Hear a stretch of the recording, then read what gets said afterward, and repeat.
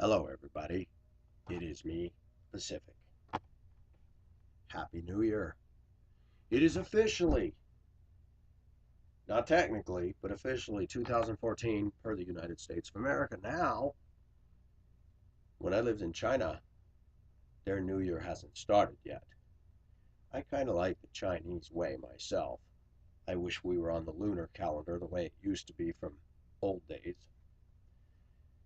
I'm going to take you on a journey through the backyard, and I'm going to go to the garage because I'm going to do a video. We're going to start off the new year with a very transparent, brutally honest video. For all you macho men that believe in hiding all your faults, you're going to want to tune out of this channel. For all you women that don't like sensitive guys who are brutally honest, you're going to want to tune out. This is not a video for children either. So, bear with me. I'm going to coil up the plug. It is snowing out here, New Year's Day, Colorado, and we're going to go on a little field trip.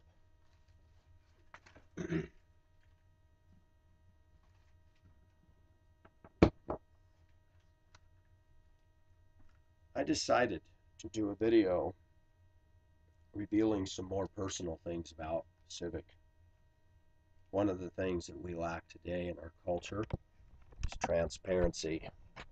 So you're going to see things get dark, and as I'm going from room to room and out the house, bear with me. No, your video has not malfunctioned.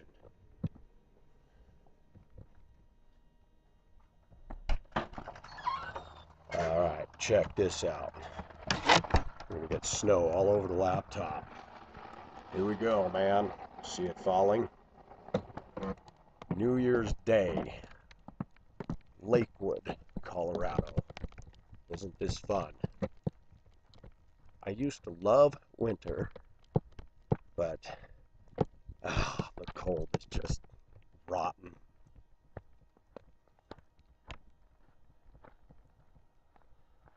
Heck, I'm going to show you guys the fence I put up this summer so you guys all know that I'm not just blowing smoke about a 220-foot fence that I put up.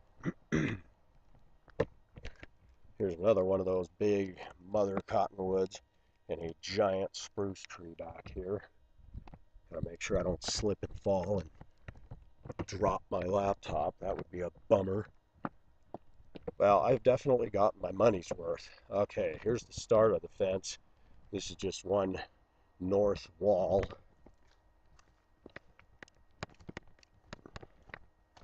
But this is what I was doing every weekend in the summer.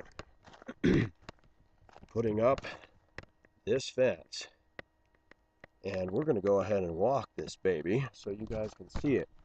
Sheesh, I'm getting snow all over everything.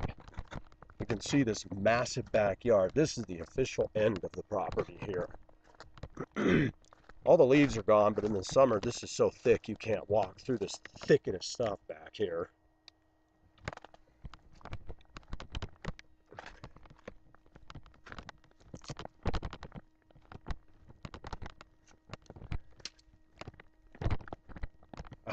Yikes. Not doing a good job of showing this. Here we go.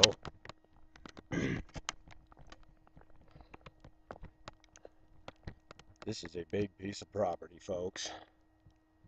And this is the pool fence right here.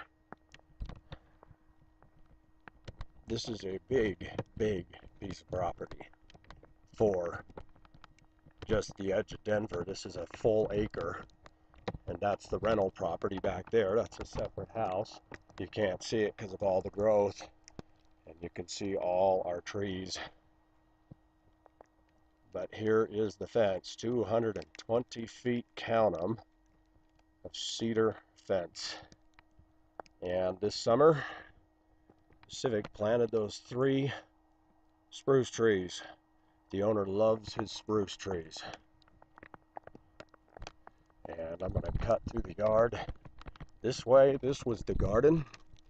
This whole white area, this has all been plowed up. I cleaned all this just a couple months ago. This was a huge vegetable garden with squash, corn, beans, potatoes, tomatoes, cucumbers, zucchini, everything.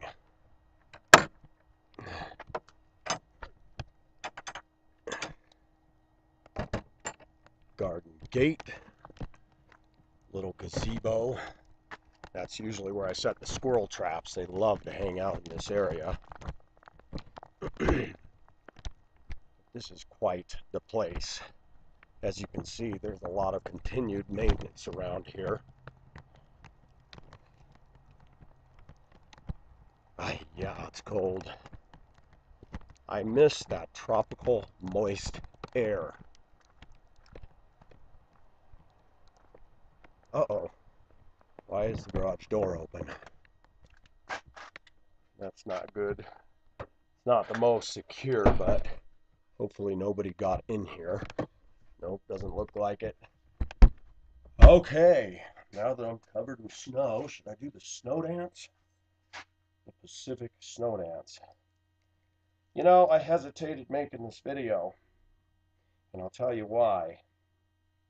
I am no fool, and I realize that I know males, and I know females, and I know the way most males think. I'm going to wipe off my keyboard covered in moisture. It is not in vogue for the American male to be brutally honest and transparent. Our American culture does not teach that. Does not teach that at all. I'll tell you about compact leprosario. For 13 months, this was used in room without air conditioning with the hot 100-degree humid heat, and that fan was running like a dirty dog. That's why it burned out. That fan was used more than it would be normally in an American office building with aircon. This computer has been one tough son of a gun. I don't have a bag of vegetables under it because I'm out in the cold garage, which will keep it from overheating. Let me get a chair and set up. Women and men, I have something to say today. I wasn't going to do this. I called one of my YouTube viewers, who is a man that I trust. He is one male that I feel like I can go to him with pretty much anything. But before I get going, I want to make it clear. There are some things Pacific has done that will never be shared with any viewer or any person. Those go from me to God. The reason I say that is there are things of a personal, sensitive nature that other people just don't need to know. That being said, I'm setting a stage of what I'm going to talk about. Let me get the chair. I love this squeaky old chair. It just makes so much noise. All you got to do is grab it and thrust it. Otherwise, it won't roll straight. Hello, everybody. It is me, Pacific. Are you guys ready to get real? Are you ready for me to say some stuff that's not going to be easy for some of my viewers to hear? Could cause some viewers to leave the channel altogether. Part of me doing this channel, when I started this, as I told you, I had no idea it'd take off the way it did. Pacific Ocean has managed to do a crack shot YouTube thing that started out as more, wow, this is cool, I can put myself on the internet. And it's gained, give or take, and probably take, 500,000 views. Now, does that mean there's 500,000 people? Probably not, because we have repeat viewers. 1,500 plus subscribers. Several phone numbers of people that are real people that are contacting me and keeping in almost daily contact with me. For a guy who really isn't anything to do that, I consider that pretty big. I don't take it for granted. Last night I made a trailer, just my own I'm so primitive. I thought, oh, I wish I had the bells and whistles to do it right with moving pictures. You know, Paige is great at doing trailers for me. You are the man, Paige. But I wanted to do a video talking about why Pacific has made a focal point of the bad stuff of American culture, the bad stuff of Western women. I haven't really gotten deeper into that. I want to tell you what happened to me in Hong Kong. And I want to be brutally honest about Pacific's sins. Oh, ouch. I can see the guys standing in their suits and ties going, man, you see that guy just saying stuff, and I'm just not feeling comfortable with that. Stand around the water cooler and go, man, you can go down in flames. I could, but I don't believe I will. In our Christian culture, we're used to going to church on Sunday morning where we have a minister who looks like, sounds like he's walking a godly life, and we listen to him and we don't dare want to hear a piece of scandal on him. And we shouldn't. But we are all human. If my viewers were to follow me around 7 days a week, they would find scandal. You betcha. Why? Because I'm damaged goods. But let's go somewhere. I like that light glaring back here. Let me turn this a little bit off kilter. All right, let's try that. You know what? Sometimes it's really hard for me to be serious. But this time, we're gonna be.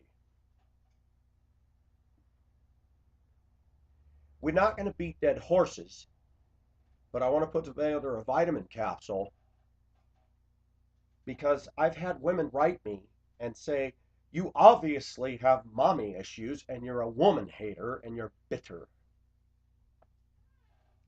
Part of that is true and part of that is false. Do I have mommy issues? Who wouldn't? Born into this world from a natural mother, got rid of by her within 4 months,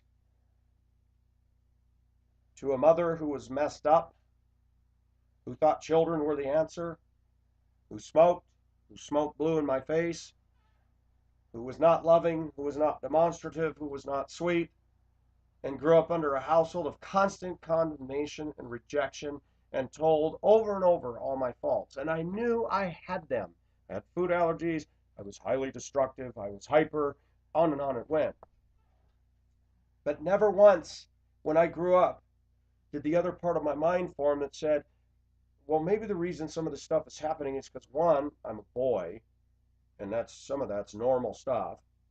I talked to you viewers about guys smashing their Tonkas and decapitating their sister's Barbies.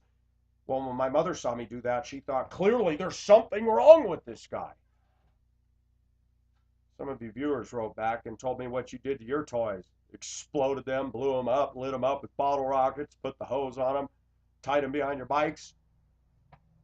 Boys are different than girls, and boys don't always act like they're going to a tea party and cross their legs and sit with their hands folded. Boys are action people. Why do you think in the 60s and 70s Tonkas and G.I. Joe and plastic green army men were the bomb, man? Guys go in the backyard, dig big mud pits, build battlements, build little stick forts, and put all these army men everywhere and watch what happens when the battle starts. Everything starts off nice. And then the kid stands up, takes his foot, and kicks all the soldiers across the yard and says, A-bomb! That's boys. It's fun to stick your finger in a plug out and go, ah! It's fun. It's fun to see how much stuff you can stuff into a toaster till it can't go up anymore and the heating coil goes, sheesh. Boys are curious, they're hands-on. But when girls become teenagers, watch out. They get nasty. And though they might not smash toys and stick their finger in sockets. Teenage girls today are scary, really scary. Grew up with a mother who didn't understand boys. I grew up with a mother who had never emotionally matured herself. She was not an example of a loving marriage and a loving mother. I'm not here to attack the woman. I wish I could have a relationship with her, but I doubt I will. The clock is ticking against them fast.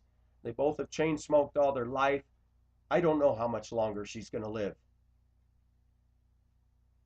And as last count, I don't think she cares if she ever has a relationship with me.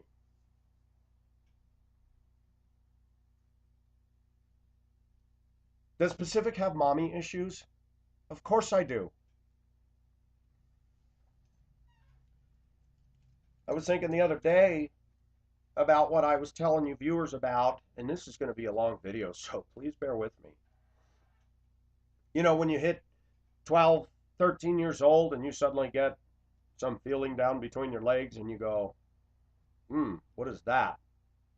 Well, the technical word is a boner, or hard-on, or a woody. I had no idea what it was, but I found, wow, that's kind of delightful. Feels good. You know what, ladies in America? You know what you don't understand? You have no idea what it is to be a boy growing up, especially in a jacked up environment such as I had. Now, I want you all to know I had a middle class family. They'll tell you they weren't middle class. They definitely were middle class. We lived in a 2-story, 4-bedroom, 2-bath giant house in Mammoth Lakes, California. I call that middle class. You know, the big vaulted ceiling, cathedral ceiling with the open rafters and beams, and big single pane windows that just were a total sieve in Mammoth winters, that you run the fireplace upstairs and the one downstairs and you still can't heat the house. Man, it was cold in there growing up. I remember one morning I had this old Coca-Cola thermometer in my room, you know, the one that's 3 feet tall. And I read it was 28 degrees in my bedroom. And my sister and I come out of our rooms and go, and you could see our breath. Now, I'm not putting that down. My parents were trying to save money and heat the electric heaters. My dad had a fear of them starting fires, so he didn't turn them on. And the heat up there was outrageous. Didn't kill me. Maybe that's the reason I'm young looking. I grew up in a cold bedroom. We were very comfortable that way. We kids didn't lack clothes, didn't lack good food. My mother could cook. I used to love her lasagna. I used to love the things she made. She'd even, when I was in high school, there were times where she could be very kind. She'd make lasagna things and put them in pumpkin loaf type things. And then she'd say, all you got to do is take this out of the freezer that day, come home, put it in the oven, 350, 1 hour, and I had voila. My mother was an awesome cook. Out of all the people in the family, I was the one that complained about her cooking the least and appreciated her cooking all the time. But I did not have a good relationship with that woman.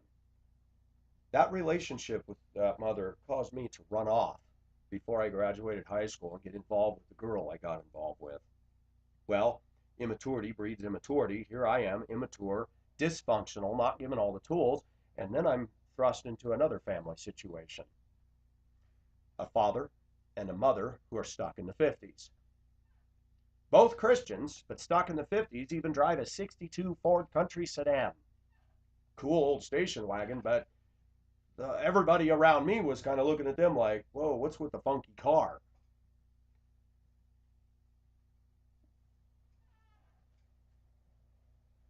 He manipulated, was very forceful in his opinions, was a control freak. And through that, and my naivety, I married his daughter. That lasted 1.5 years. Let me tell you what that marriage was like. When we finally got out from their house, after we got married, and then went to West Virginia because he believed it was God's will, and I had a 62 Chevy pickup truck, and bought a slide-in camper for $200, and he and I sanded it, painted it, Got a bunch of stuff fixed on that truck, put all new tires on it, and I'm running across the country, never having done that in my life, with a woman that a year and a half later, the marriage was going to go.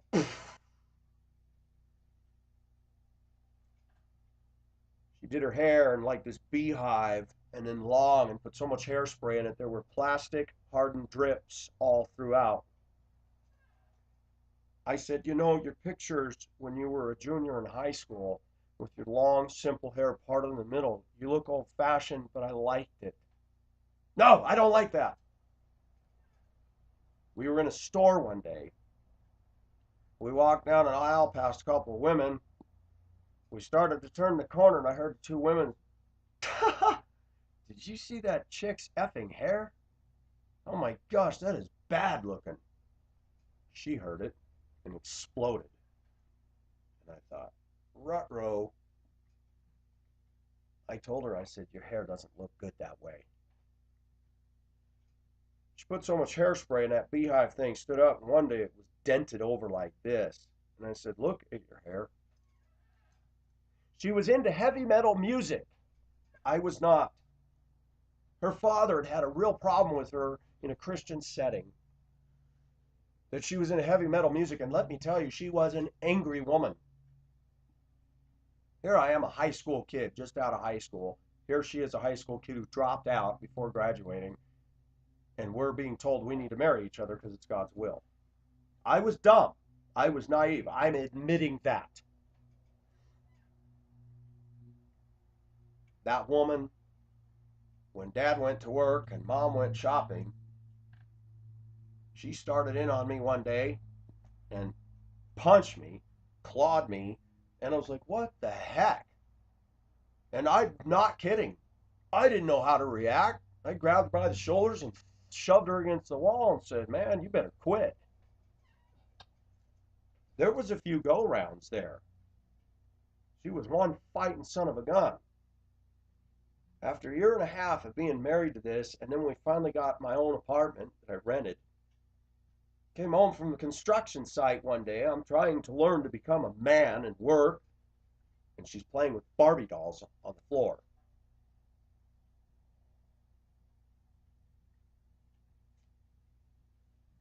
Her father still meddled and controlled, and without going all into that, I said, you know what? I came home one day. It was a snowy day. It was let loose from the construction site early because the boss said we're not going to do it. It's snowing too hard. I went home and I said, you need to get in the truck. And you can come back tomorrow with your father and take everything you own. But I'm not doing this anymore. She fought me. She didn't want to do it. I said, no, I did not want to go through this. I don't want to be married to you. I'm out of here. After that divorce, and that was quick, no kids, no property, $70 for a dissolution kit in the state of Arizona. I dated an old high school girl, Flame.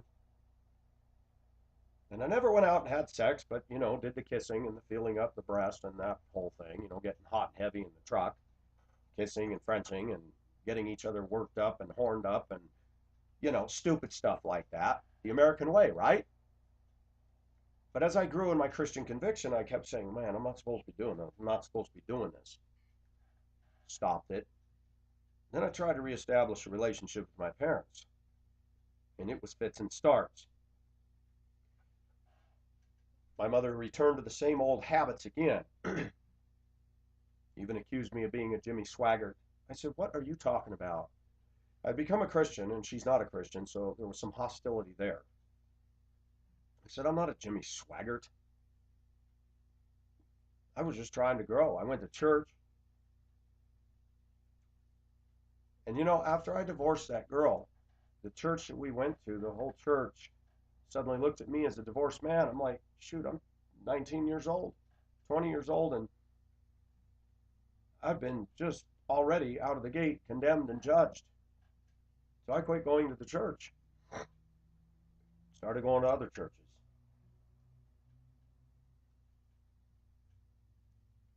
Back in the middle of all that, When I was in 6th grade, another boy didn't have sex with me, but he took advantage of me. And I'm not going to get into detail about that. And it felt good at the time. It was like, okay, this is kind of weird. We weren't naked or anything. He got on me and started massaging my back. And I was like, oh man, that felt good. I don't have a problem with a man giving me a back rub or anybody else. The problem comes in today that everything now is associated with sensuality. I prefer a woman to rub my back personally, but I liked touch and I wasn't getting it. The year and a half I was married to that girl, we never had sex. I'm not going to get into why. There wasn't anything wrong with me. That's all I'm going to say. We did not have intercourse. Thank God, because after we divorced, she got married to a guy and had 2 kids right now. Oh, man, that would have sunk me so fast. Moved to Duluth, Minnesota in 1989. Dated girls, mostly non-Christians, come over, take off your shirt, play with each other, kiss. But then, my beliefs, they didn't agree with my beliefs, whatever. And I'd feel guilt and end the relationship and go, man, I'm not supposed to be doing this. You go to church and you hear nothing but men are pigs, men are sexually immoral. And it took me a long time to wake up to women. A long time. I knew my mother had problems, but I always believed deep down inside it was my fault. If I'd have been a better kid, I wouldn't have had this problem with my mother. She would have loved me. I grew up believing that it was me. That if only I had been, I thought of Jesus. Jesus he was God and he was a perfect child. And I thought if I'd have been like that, my mother probably would have loved me and we would have gotten along. What a lie. Any parents put that trip on a kid, they need to be counseled. So I married wife number 2 in 1994. This time by my own choice. This time out of impulsiveness. I had been dating and struggling. And in the meantime, I went down to this park in Duluth where I didn't know it at the time, but it was a gay hangout. It's called Leif Erikson Park. And I would go down there because in the summer there were hot college girls laying on the rocks in their bathing suits like this. And I was like, ooh, wee, nice view. And I found it was very hard to get a date with those kind of girls. I was like, what the heck? There was some old dude walking around in the park, and I always said hi to, didn't think anything of it. One night he put his hand on my leg and started touching me, and I was like, okay, this is twisted, but it felt good. So then I started thinking, I must be gay. I must truly be gay, because I actually got some excitement, some stimulation out of it. So I asked myself some questions. Were you attracted to him? No. I didn't look at him and go, wow. Did you feel love towards him? No. That created a struggle and a tug of war within Pacific. That struggle still begins and still goes on to this day. I don't want to marry a man. I don't believe in the gay agenda. I don't believe it's right. And all the gay people that are going to tune in are going to have all kinds of things to say about this. You can stuff it. I love women. But touch is so huge. Is Pacific admitting that there are times when men have touched me that it's turned me on? Oh, yes, I have just admitted that. Do I want to anal some guy or ride him like a heifer? Nope. And I sure don't want that done to me. Have I done some things that would make all you Christians just ashamed of me? Absolutely. Do I still struggle with those thoughts and desires? And have I acted on them? Yes, I have. But more importantly, through all this stuff, I learned something. 14 years of marriage with a woman that I couldn't stand her. Our sex life was wretched. She acted like a child and would make baby noises, and she wasn't passionate. And it became more perfunctory, and I continued to struggle in my mind with every other woman I met that was attractive and was nice to me. And it's like, gosh, I wish I was married to her.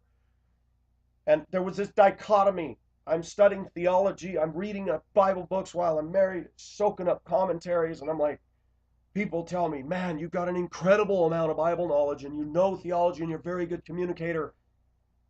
I said, yeah, but I cannot live it at all. I told you this video is going to be different. You better put your seatbelt on because it's about to take high gear now. In that 14 years of marriage, yes, I still struggled with lust, but I didn't cheat on her. Mentally, I did. And I had opportunities. I worked at a church. It's called Church in the City, Denver, Colorado. It's gone now. They bought a Jewish synagogue and they knocked the Safeway building down that housed the church. Women would come in there that were loose as all get out.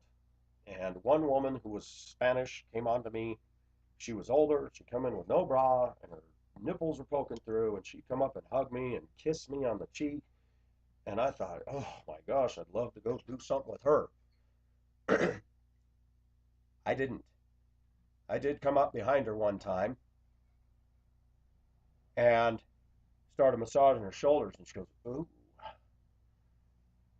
And then I went up to her and I said, I'm married and I can't be touching you, and I've got to hold myself accountable, and I'm not going to go down this road.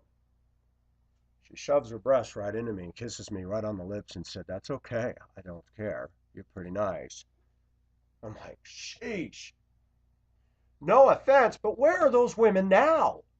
Now when I'm available, where are they? I'm sorry, just being human. Now I can't find them at all. It's funny, when you're married, they come out of the woodwork, don't they, men and ladies? It's called temptation. I didn't have an affair with her, but I'll tell you what, I wanted to.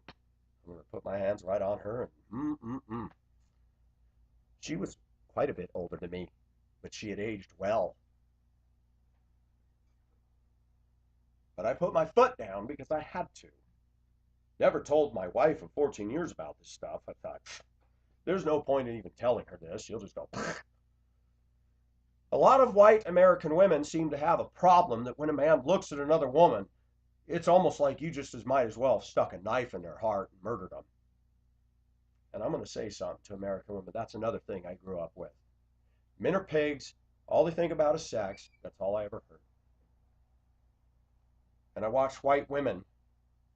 Their whole world and empire comes down to a heap of ashes when they find that their man looked at another woman. I was married to this woman, the first wife. We went down to California. My aunt took us to go, or what was it? The family, a bunch of us all went down there. I think it was Christmas, and we went to the Queen Mary, the ship, my favorite ship. And I'm proud to show this woman this is the ship that I'm really into. 2 wives. I've had 2 bad episodes on that Queen Mary, and I thought, if there's one thing I learned, don't bring these women on the ship with you. You and the ship go together. You and the woman don't go together, and they didn't need to walk the plank. But we went into a restaurant down in, it's called London Town, which is a little fake London village with the English tutor and the glass blowing shops, and they had a restaurant. Well, our waitress comes up. Nice shoulders, nice filled out body, and she's got big cha-chas, and she's got this very loose, wide open top, and she bends down and is putting the stuff there, and I'm like, oh my gosh. I didn't say anything, but my eyes were like, whoa, look at those. I didn't say a word. The woman I was married to, we didn't get along. We had nothing but problems.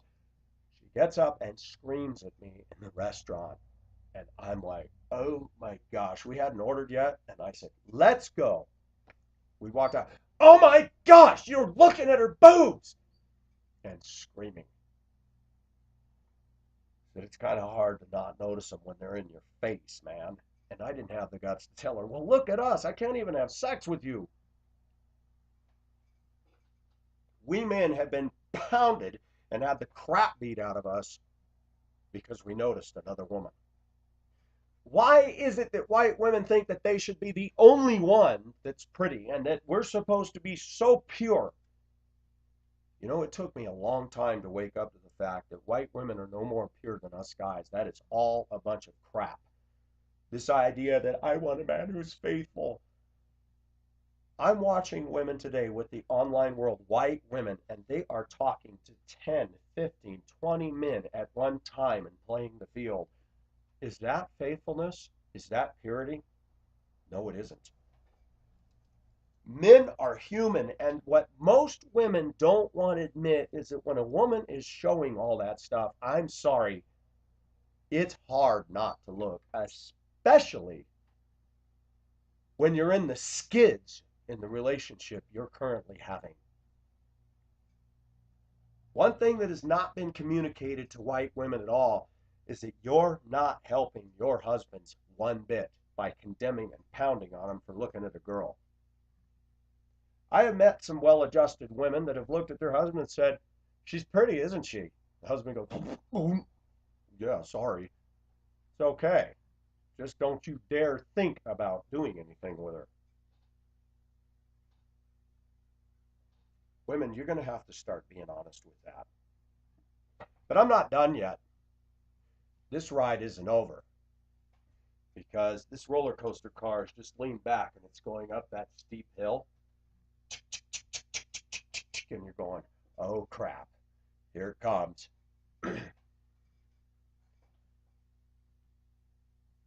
When I divorced her, and then years went by, in '94, I married the 14 years wife, 14 years marriage. She had no passion. She was addicted to shopping. I divorced her in 2007 in Virginia, Minnesota. I moved to Hibbing, Minnesota, 30 miles away. Since that divorce, while I was married to her, I was told, "You're harsh, you're unloving, you're this, you're that," and on and on and on and on it goes. I modeled for my son true discipline. I made him clean up his room. I made him say please and thank you. I made him send cards of thank you to any gifts that were given to him. I walked him to school. I made sure he toed the line with his curriculum and his book reading. He was doing well when I was there. But because of the tyranny of the marriage that I was in, I couldn't do it anymore. And let me say something. American women need to hear this. Women, listen up. This wife that I was married to could be a royal bitch almost every day of the week.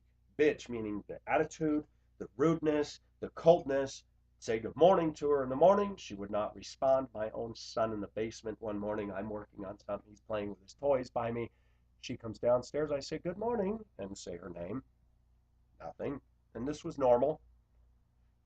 My son says, "Mom, how come you don't say hi to Dad when he says hi?" "Oh, are you against me too?" She walks across the room and starts laying into him, and I put the hammer down, put my stools down, and I said, "Whoa, hold it. Don't yell at him. Answer the question, parent." "You're both against me. You're both against me." Ah! This is a woman who has a degree in psychology, who's an LPN,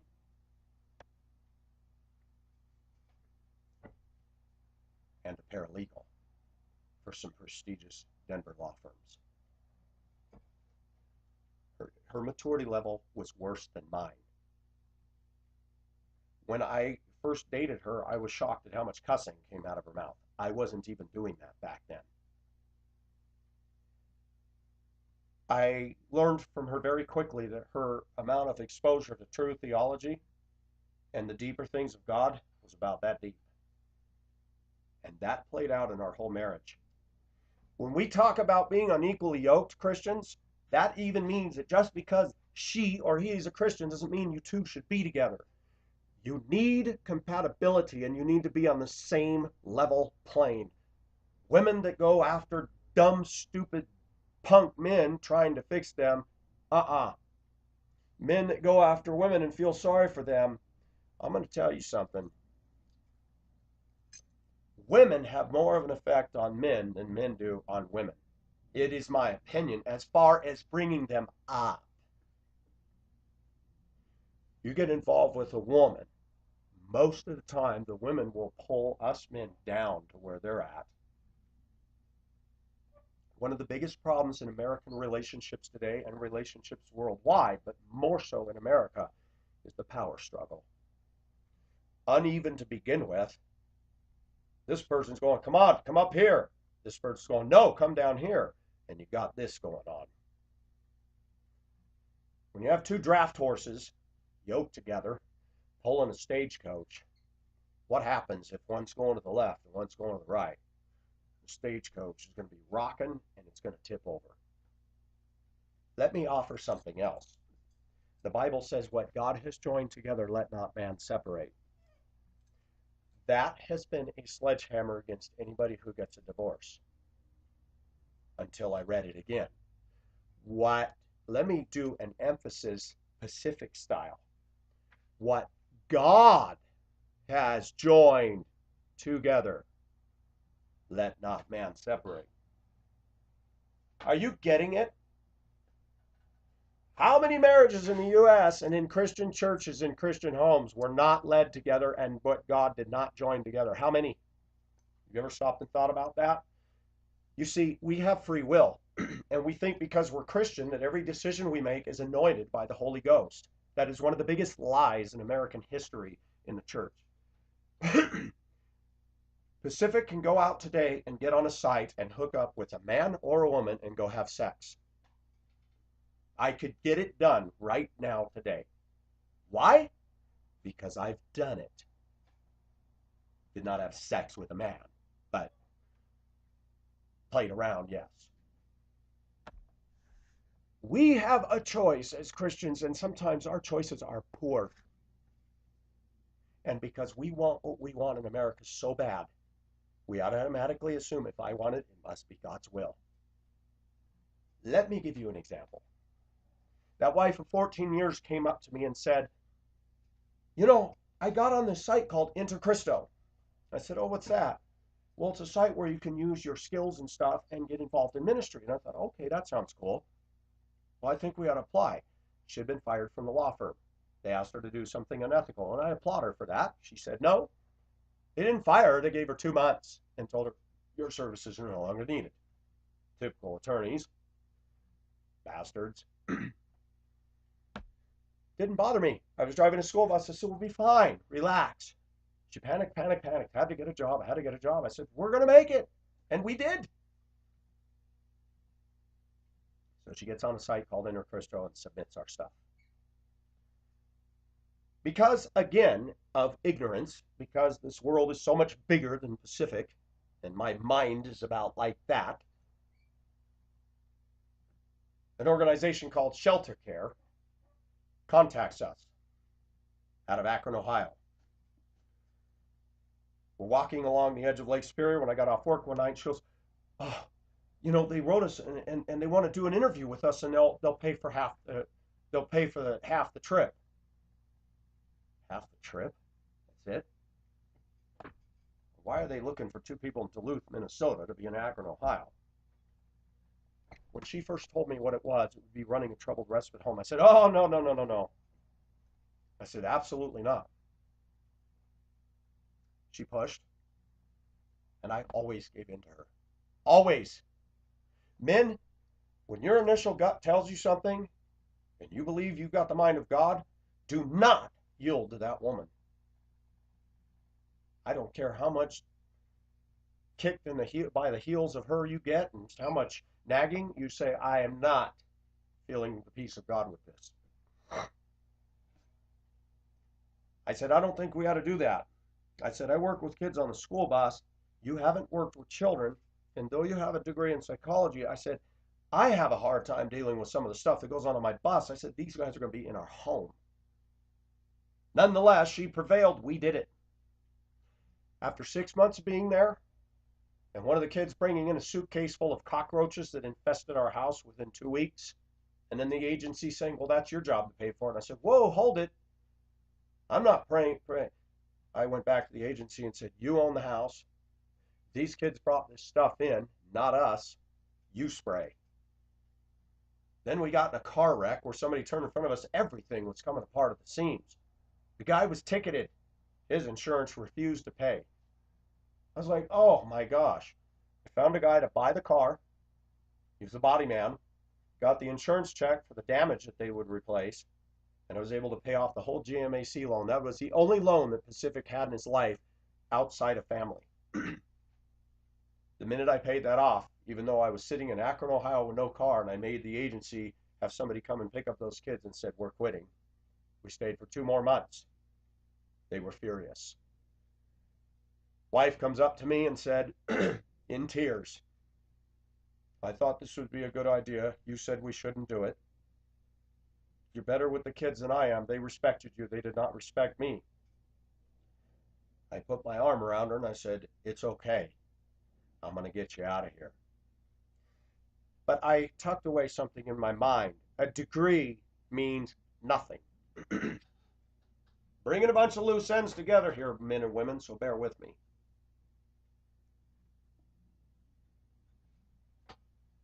When I left that wife who criticized me, put me down, and I did everything she wanted. We moved back to Duluth. Then she wasn't satisfied, wanted to go out to Denver. We move out to Denver. I hated Denver. I'm like, ugh. We lived in Aurora, which is all nothing but field. I am a passionate, very sensual person. What does sensual mean to me? I love to feel a woman all over and be intimate. Why do I crave intimacy? Women, you're smart. You know why? Because I never got it from a mother. So doesn't it stand to reason that I looked for it in sexual escapades? Absolutely. But you're a Christian. So what? Oh, I became a Christian. Zing! Push the button, and all of a sudden I'm a new man in Christ. Yes. But the flesh is there. We've been molded and shaped. And even though I was soaking up theology, I had this deep needing to be loved on and craving it. I'm a guy saying this. Are you getting this, women? But let's continue.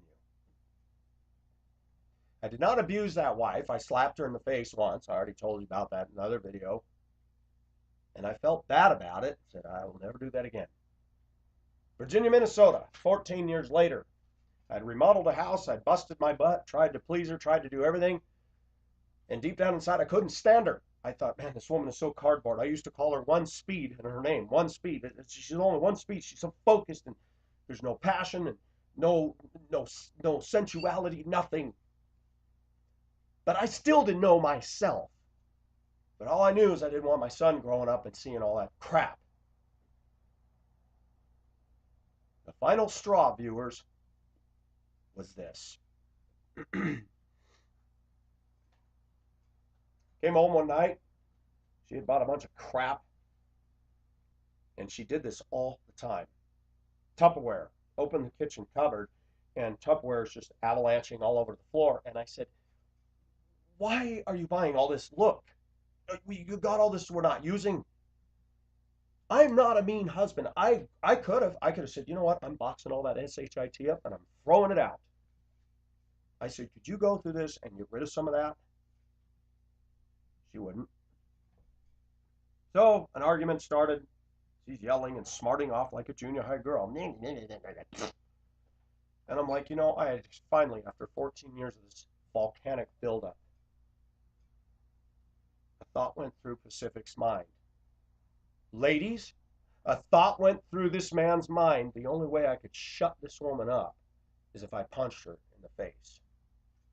I didn't do it, but the thought was right there. I have had it with this woman. She has provoked me to wrath. American white women and black women, listen to me, and Latina women. Provoking somebody to wrath is just as bad as somebody punching a woman. It is equal. I don't know why it is, but as Pacific in his dumbness, stupidity, naivety, and all his faux pas, failures, sinning, my mind is getting more intelligence by watching what is going on. That American people are always poking. We see it in traffic, cutting people off, doing things, provoking people, antagonizing people. And when people react, they go, what is his problem? Oh my gosh. You stupid bitch. You created that problem. You cut the man off. He had to slam on the brakes. He honks the horn, and you're flipping him off and going, ha, ha, ha, ha, ha, behind the wheel. And that man has had all he's taken of his nasty wife at home, and he's finally just takes his truck and rams your back end. And you go, I can't believe him. He's out of control. Anger management. Stupid American women. You guys are the leaders in hypocrisy. I told you this video wasn't going to be sweet-laced. I'm not done.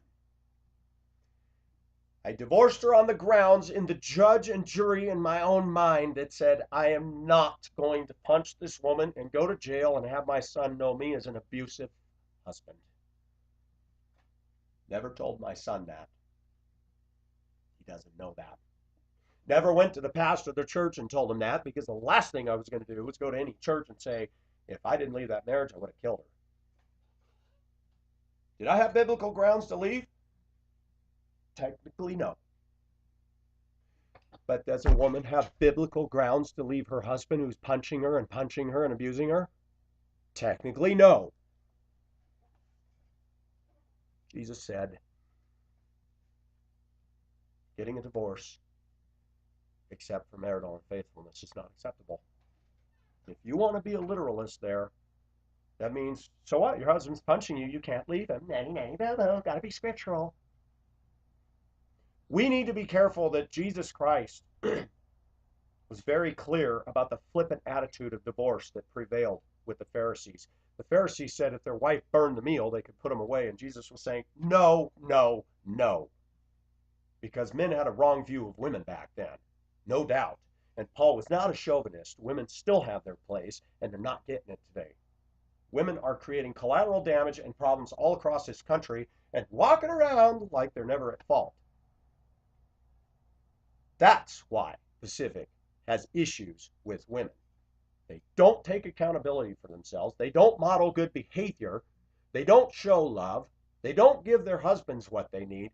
I had a mother who adopted me who is still spinning around in her own bull and doesn't get it. Watch my aunt become bipolar, my other aunt become bipolar, my grandma bitch and bitch about her husband, and this woman bitch and bitch about her husband. And I noticed something. All those husbands, including the husband of the woman that adopted me, provided her a home and a life and a security. And that wasn't good enough for them. Today we got women on Craigslist and dating sites. I want a man who's financially secure. And she gets that, and she pulls that man into the toilet of despair. You know what? I'm going to get on my soapbox. American women today are nothing but a complete casualty and liability. A casualty of the American media, a casualty of the feminist movement that has destroyed and ruined them and taken their ladylikeness and stomped it on the ground in the mud. It's taken women who are supposed to be a beautiful flower and turned them into nothing but thistles, weeds, and thorns. When a man in America finds it easier to get on a date site and have a hookup with another male, sometimes just for rubbing the back and stuff like that, but can't get a date with an American female who's got all this head crap going on, and head case, and fears, and games, and illogical, ridiculous stuff. Why are you getting on a dating site if you're so terrified to give out your phone number? American women, you're dumb. There, I'll sit down.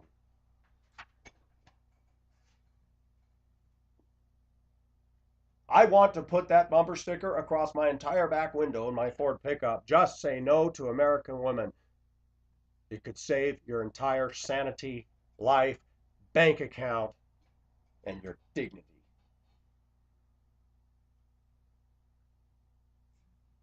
I'm going to say something else about Scripture that most women ignore this one.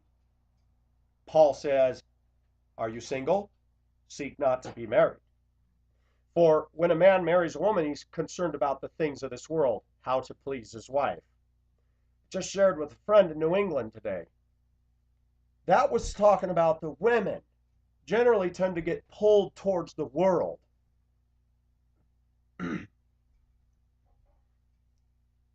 man admitted to me that since his wife has been online looking for a possible cheat candidate to have an affair with, he said, since she's been gone the last 10 days, I feel like I've grown closer to God. Interesting. And it made me think of Paul and the verse. Women tend to go towards the world very fast.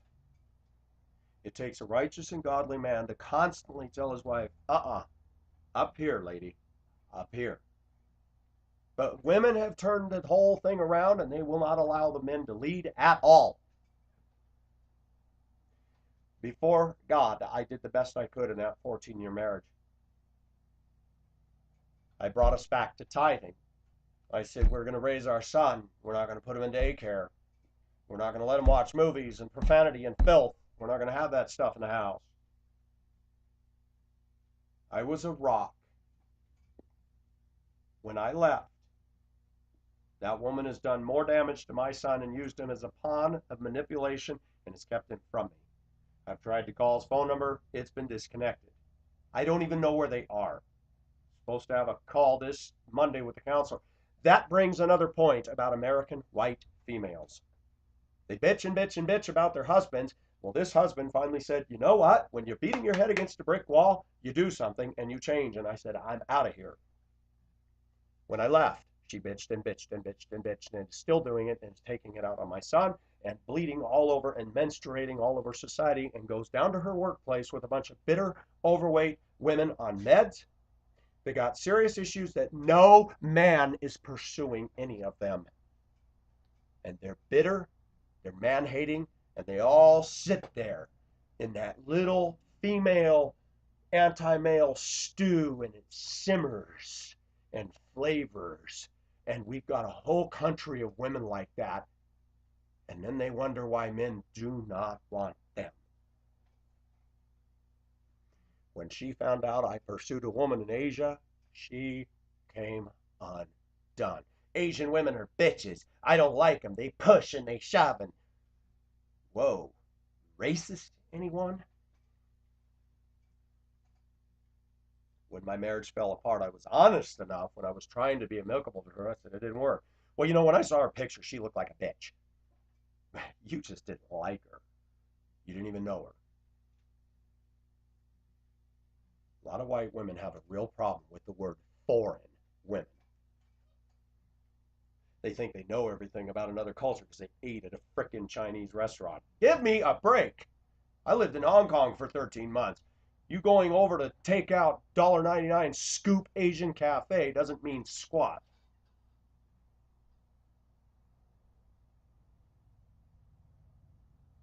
In my videos, you see Pacific with his arms around quite a few different women. When I married the lady in Hong Kong, I knew before I did that there were big red flags. Pacific has not made good choices. I know there's a bunch of males that get on my site and go, what a dumbass. You think I'm not aware of that? That's good, you airtight, got it together, chest puffing, peacock strutting males that blow red lights in your pickups and walk up to other guys in the workplace and how you doing? I'm doing well. Bull crap. If you got a problem with my realness, you're not a real male. You're an idiot. I'm mad enough to get on a freaking forum like YouTube and admit my mistakes. Why? Because I know it isn't going to make the women run to me and go, oh, I got to have Pacific. I know that. The problem is in America, we go about dating the whole wrong way. Let's put on an act. Let's put on the game face. Step up to the Price is Right. This guy's a professional with a college degree. Dana, let's show him that beautiful commercial. Yes, this guy, he comes from Venezuela. He has a college degree. He's got GQ looks. He's over 6'1". And he's even got a Yorkshire Terrier, purebred with papers. Wow, says the crowd. All right, come on, Linda. Come on up. You can win this, man. You can win this, man. Oh, goody! Game show for flaky women.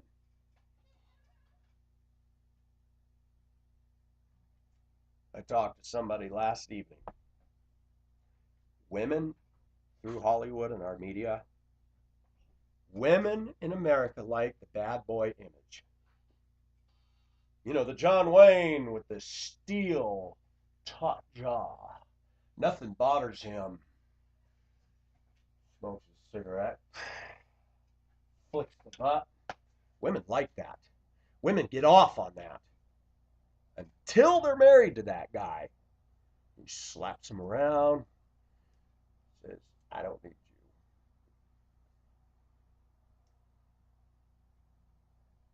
Why should Pacific respect American white females that keep going after dipstick douchebag males and then bitch about it? Why should Pacific respect American women when he tried to do the right things in a 14-year marriage and that woman bitched about it? I didn't cheat on her. I didn't drink alcohol. She was married for 10 years to an abusive alcoholic husband that she never stood up to me to. And when she married me, I had a simple conversation about her overspending and she exploded. I'm not going to have anybody run all over me. I had it for 10 years. Whoa, hold it. I'm not your ex-husband. I'm talking about you spending too much money. I'm not drinking and cheating with some blonde, small-titted girl in Chicago. That's what her husband did. He did frequent flyer trips and was screwing around with some girl. And after he divorced, or just the wife divorced, after my wife had divorced him, he married that girl and filed for divorce a week later. No joke. The guy was from the Iron Range, Minnesota, and he is the true definition of a dumbass. Drink, smoke pot, and he's the typical male that walks around, I'm doing well. Internally, there's nothing but rot. And that's what most American men are made of, and that's why Pacific hasn't done well with the American male. I don't like gay boys. I don't like femmy gay boys. Hi, how you doing? I hate all that. But there has been such a thing that some guys have been so nice to me that I felt some sort of a weird, like, gosh, this person's nice.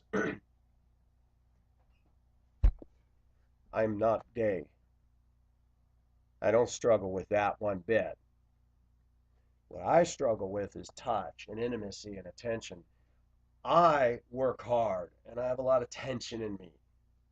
I like to be adored. I always told people if I was filthy rich, I could see I'd be very easy to become a Solomon and have beautiful brown-skinned ladies waving palm branches over me and massaging my shoulders. Thank you, Natalia. That'll be enough. Okay, Pacific. Wouldn't that be a nice life to live? You're a Christian! How can you say that? Because I'm a Christian. That's how I can say that. You shall know the truth, and the truth shall set you free. Why is it we Christians in America put on this polished plastic Sunday school image with three-piece suit and tie and play that game? How many pulpits do you hear in America talking like me, admitting unvarnished honesty? So I go to Hong Kong, get involved with Beth. That is not her real name, but that was her nickname, so I can use it. Beth. It took me a long time to wake up to the fact she did not love me. The way she treated me on the first time out there for the first 2 weeks of my life, I was so caught up in Hong Kong and the Philippines and her exotic brown skin and her flat nose, and to me, she was beautiful. I didn't even think, it never dawned on me she could actually be a bitchy woman. Oh gosh. I went over there riding high on the fumes of I found an Asian woman and white women suck for me. I am done with white women and exotic is all for me. I got my butt busted on that one. I've talked enough about that, but when that fell apart, and even though I was still legally married to her, something in me said, I have had it. Now I'm in Hong Kong. Not around my mom and dad. I haven't been around them for years and years anyway. Failed at marriage number one. I didn't want to do that. I didn't want to marry her. Manipulated into it. I left marriage number two because I couldn't do it. I couldn't be Christ-like and perfectly Christ-like enough to give her that unconditional agape love in the name of Jesus, as Focus on the Family and others would say, you can restore the love and show the glory of God. I couldn't do it. A whole lot of emphasis in our American cultures. It's always the man that's to blame. Always. And women do not sit down and listen that some of us have been shanghaied by being involved with a woman, a Christian woman. All three of the women I just mentioned were Christians. The one was a metalhead and angry and screaming and yelling and punched me and hit me so many times that I threw her against the door and said, knock it off. And yes, I even took her arm and bit her. I was 19 years old, full of maturity then. Wife number two, I only slapped her once in 14 years and never did it again. Same thing, anger, immaturity, denial. Wife number three on another continent, Asian, dark skin, exotic beauty, coming from Iloilo, specifically Miagao. But shoot, I have found the Taj Mahal of girls. I already told you what happened when I was over there. No need in repeating. She bitched and fussed every day and had a temper that didn't quit. And when she got mad, she wouldn't talk to me for 2 days, would not answer the phone, go to her employer, and I wouldn't even see her. Whoa, what did I do? Nothing. Her response, well, you make me mad. I said, I just asked you, but you made me mad. No offense, typical Asian, bowls of rice and chopsticks flying out the door. Watch out for the stuff. So, did I learn that Asian women were better than American women? Not necessarily. But that was one. So then I go hang out in karaoke and something in me snapped. Wow, look at the energy in here. Good music. I'm dancing. I'm sinning. I'm dancing. That's against the law in the Baptist church. That's not spiritual. For a Christian to get up and start doing it, that's a sin in our American culture. Did you know that? So I sat there and said, why am I enjoying this? Because when I sat in a room with people shorter than me with long black hair and Filipino males that would shake my hand and talk to me and look me in the eye and weren't trying to prove they're macho, and yet they were. Some of those guys had nice six-pack abs, brown Filipino skin, and they're looking at me and treating me as a freaking human being. Guess what happened to Pacific? Guess what happened? I felt something that had long ago died come alive. Something called, they're accepting me. They're not looking down on me. They're not looking at me as an inferior. 99% of American males look at me and go, most American males are retarded as hell. Most American females are so jacked up in their head that I said they are truly mentally retarded. They pick bad guys and then they scream and yell about it for 30 years. And then when they do get a nice guy, they bitch, complain, put him down, and drive him out of their life. And then when he leaves, they keep going after more. I divorced her in 2007, wife number two, and still damage and problems and lying. And I'm out of your life. It took me a long time to learn something called truth. Michael, she's miserable. You're just another scapegoat. It was her mother, then it was Stan, and now it's you. And she's been milking that every day. Better get some more bag balm because you're going to need it. You're going to chap your hands pulling on them udders. Women, are you even listening? How many feminists will tune in and listen to this without turning it off the first 2 seconds? I love it when feminists say they're open-minded. I have a Greek word for that. It's called bullcrap. How come gays and stoners and atheists and liberals and feminists say they're open-minded? You know what comes to my mind in that picture? Yeah, it's an open tube. That means sewage flows through. The implication, Christians are closed-minded because we believe in absolute truth. I like that neat little satanic twist. We're the dummies. We're the ignorant. We're the God deniers. But we're going to turn this around and make the Christians look like the stupid ones. Nice sleight of hand, world. You're going to find out one day that you are wrong. I know that. This isn't something I just believe. I know that.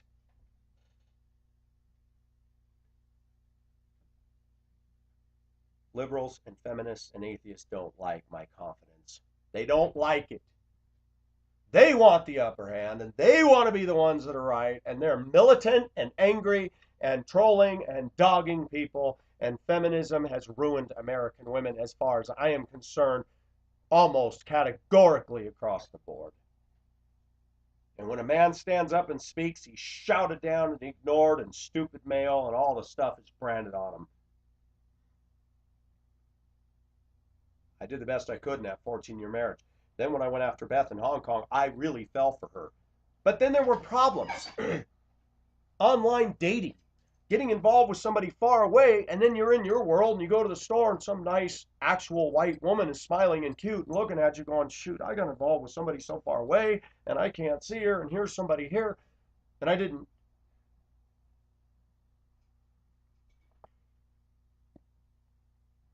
Because of the problems that I had in that marriage, I came back to Spokane 2010, tried to immigrate her. Pacific got so down that he did things that would shock you viewers. She was bitching at me on Skype every night. And I went down Sprague Boulevard. And I finally said, you know what? I've always been curious about a prostitute. Let's try it. $100. And they want to be done with you in 20 minutes. I was safe. Sometimes I didn't even have sex with them. Sometimes I just wanted to be in the company of somebody and feel them. I learned something through that. Prostitutes are not all that. Most of them are burnt-out white women and are skanky and they bad hygiene and everything. It's like, wow. Some of them even had track marks up their arms. I know I'm really getting close to the flame here. I'm sure women are going, oh my gosh, Pacific, this guy's a freaking pig. No, I was broken. I tried to date Christian women in Spokane. I met more Christian women that were my age, never been married, looking for a boyfriend. They were stuck up, self-righteous, and had their 150,000 requirements that I couldn't meet. People say in the American church today, well, you're supposed to follow Christ. You're supposed to avoid sexual immorality. That's right. The Bible's very crystal clear on all of this, and I'm not denying it. But there's a big disconnect in our Christian culture. Christians seem to think it's okay to put the sledgehammer all over people. You sinned, but you don't care about that person. You don't want a relationship with that person. But church is real good at bashing people. When I left the woman in Minnesota, we went to the same church, Chisholm Baptist Church, Chisholm, Minnesota. Google it, it's there. We came in one day. She sat on one side, I sat on the other, and my son wanted to sit by me, not her. Nobody in that church reached out to us in all the time we went there before this divorce happened. Nobody. They were stoic, frozen, cold, northern Minnesota mining dipwads. I tried to be nice, tried to be accepting, and there were just so many egos in there and small town BS. It's like, wow. And I just finally tuned them all out and listened to the sermon and tried to sing some of the hymns. That Sunday that we sat on separate sides, all these women in the church came up to her after the service, went around her and hugged her and prayed for her. And I was like, what is going on? Nobody came up to me. Nobody knew anything that had happened because we never got close to anybody. Nobody befriended us. Nobody invited us over. We were, for all intents and purposes, strangers in there. That taught me something. Whenever a situation happens, the women join together and it's the man's fault. And that ex-wife of mine lied and told people story after story that is still to this day here in Colorado. I'll run into somebody, well, she said, what? No, that isn't true. It is unbelievable. My own son had to confront her and said, you have been saying all kinds of lies about daddy. He lived here and I know he never did these things. Because women that don't have a leg to stand on resort to lying and exaggeration and twisting so that they can elicit sympathy with other women. And women stick with women, and women tend to be very unobjective in American culture. Let's move on. I continued to go to that church until June of 2008. She quit going. I went. And I made a statement. I'll be damned if I'm going to be run out of here and look like I'm the one that's shame. And if they all want to ignore me, they're going to have to deal with my presence. And I wrote a letter to the pastor about that. He showed it to the elder board. The elder board disagreed in it. I said, this church is very cold. It is very unloving. Nobody took the time to get to know us. Then after I was divorced, I had several men in the church come up and say, well, you know, you really shouldn't get divorced. That's not God's will. Where were you when I was having problems and you didn't know I was having problems? Where were you? That's the church in America. Oh, you sinned. Oh, and all the forces come out and gather around you and browbeat you and heap condemnation on you, but they can't welcome you. They can't befriend you when you're there. But when the sin shows up, all the police are out, Christian cops. Is the church in America broken? You better believe it. People haven't cared about Pacific for most of my life. So I get to Hong Kong, Beth blows up in my face. When I went back the last 3 months, or the last 5 months, I was there 3 days trying to see if I could save it. I already told you about that. I was there 3 days. Beth exploded, clawed my face, threw things around the room. I said, that's it, you're done. What's another divorce? I've already got 2. Americans don't accept me.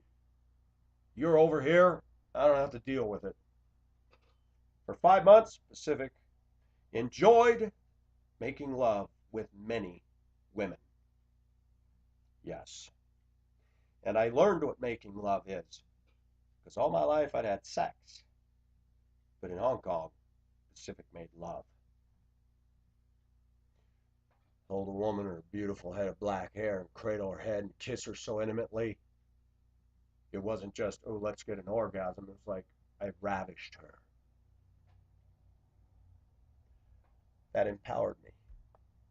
Those women said, nobody has ever made love to me like this. Nobody. Not even the Filipino I was married to that I'm divorced from. My morals went down to the toilet.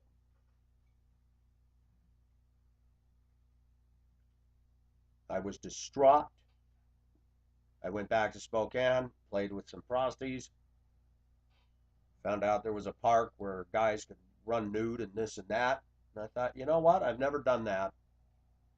Went down there in an Old Navy sweat jacket, zipped it down low, started walking and feeling good on a hot summer day, and ripped all my clothes off and went trucking through their nude, and I loved every minute of it.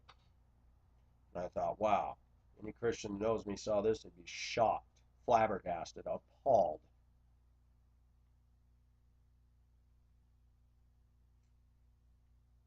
The internet's a dangerous world.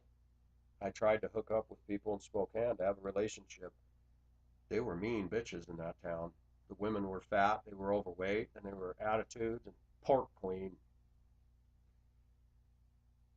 When it dawned on me that Beth and I were done, I didn't care anymore. Thought, so what if a man admires my body and he wants to look at it?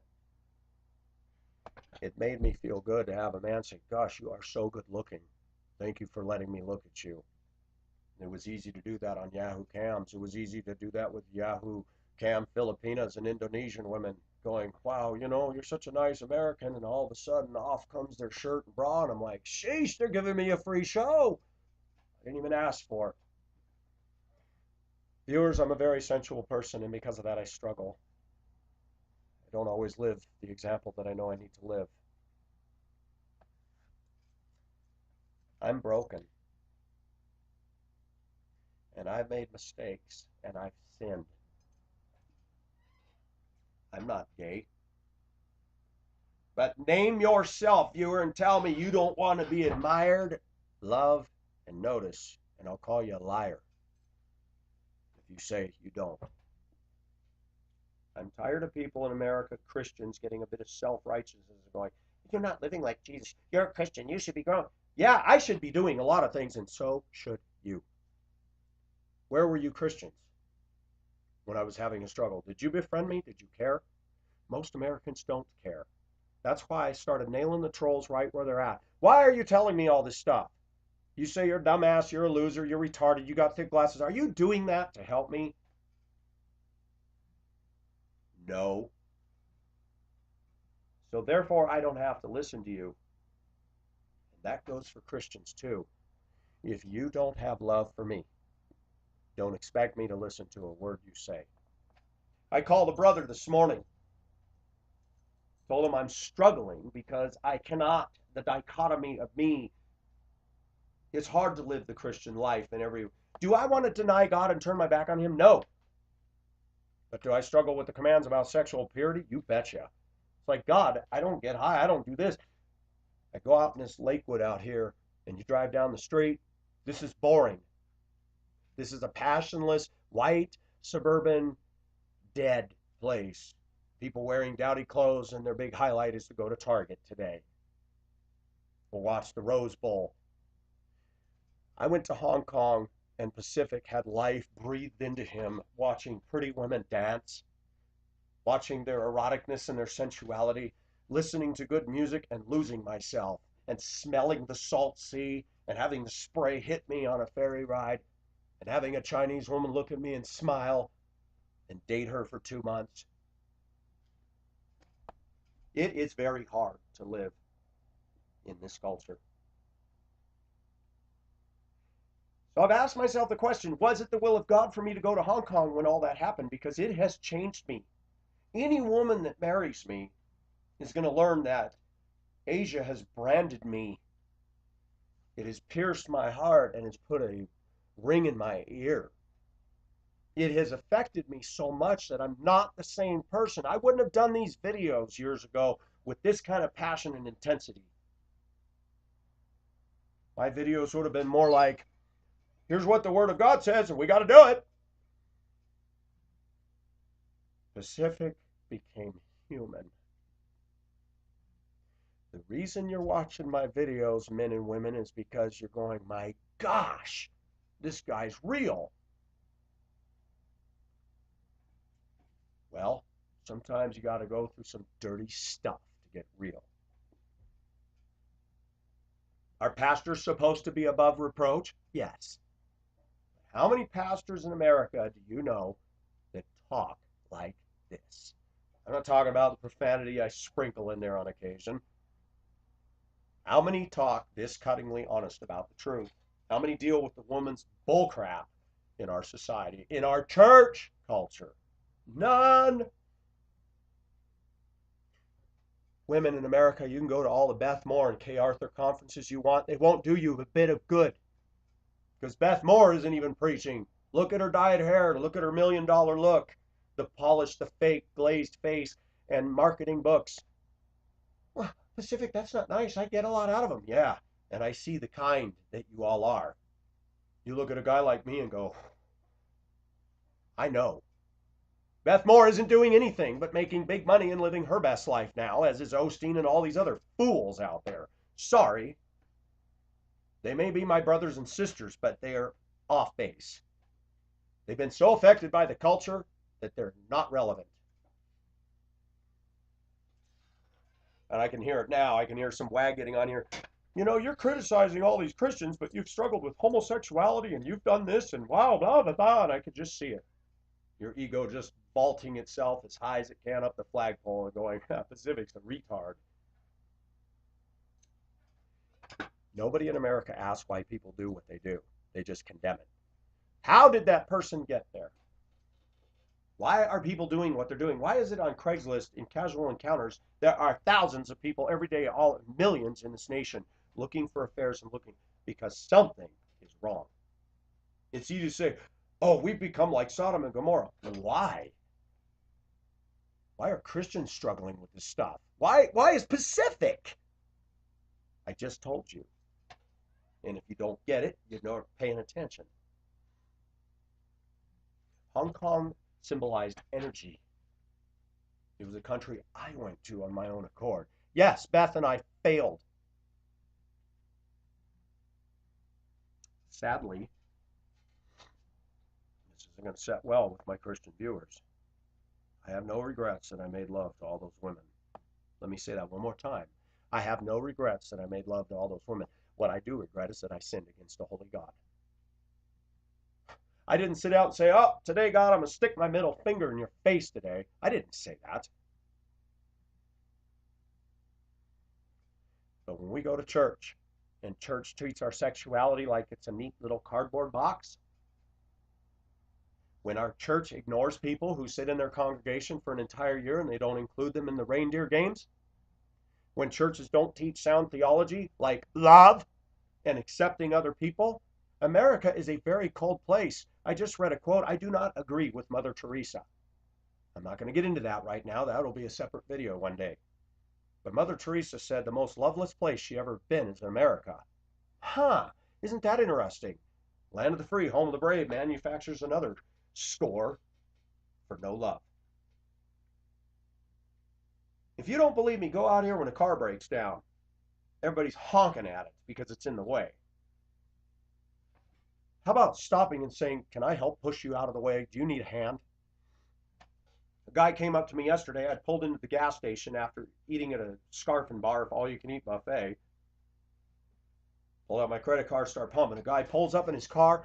Sir, can you give me some money? I've run out of gas. And I said, you know, sir, and I lied. I said, I don't carry money. I thought, no. I said, I got a credit card. Well, can you give me a gallon of gas at least? I said, sir, I don't know who you are. And I thought, oh, did I just violate scripture? He got in his car, fired it up, and left. No gas, huh? Good thing I didn't give him any. This is the country we live in now. We got scammers and con artists, and they're all over the place. Our country's based on advertising, advertising, advertising. Got to have this car, got to have this. We go to church. We got churches grandstanding. We're the friendliest church. We're an outreach church. We've got alpha courses. We've got 12-step programs. We got this program. And you go into the church and you sit there and people just weakly smile at you and they don't talk. They don't get into your world. They're tombs, they're crypts, and they're mortuaries. What I'm trying to say is that Pacific is full of life and passion. And all of a sudden, when we become Christians, I'm supposed to put all that passion and just throw that in the back room somewhere and say, well, I'm a Christian now. Got to be puritanical. Got to deny myself. Got to live for Jesus, take up my cross daily and follow me. Are we freaking serious? Why did God make me this way? Why did God give me passion and sensuality? Well, but Pacific, that's because of your brokenness. Your mother didn't give you what you need, so you're messed up. I'm messed up because I have sensuality? Give me a break.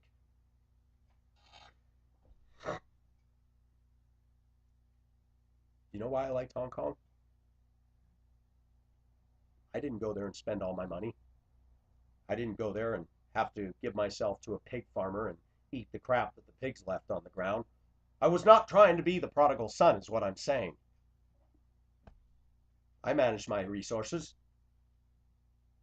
I put some curbs on me. But I admit, I was a sucker to be in the arms of a brown-skinned woman. I was a sucker for those women over there that just came on to me so immediately and right away, and I was like, dang, I don't believe this.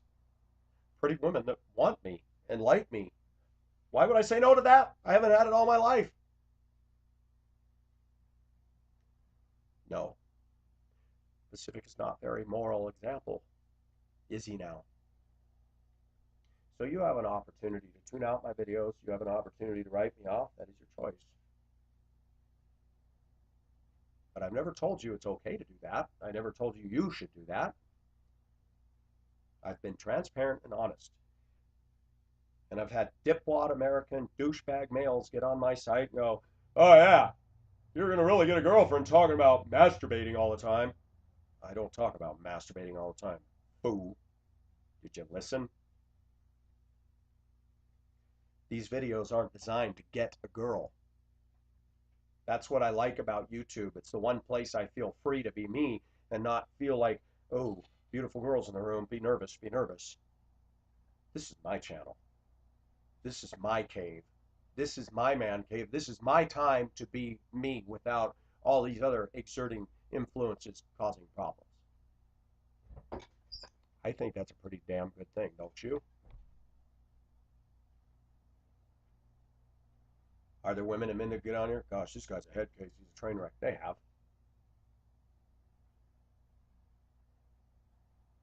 I have watched music videos where the music is very good with millions of views, and I've seen thousands of thumbs ups and thousands of thumbs down.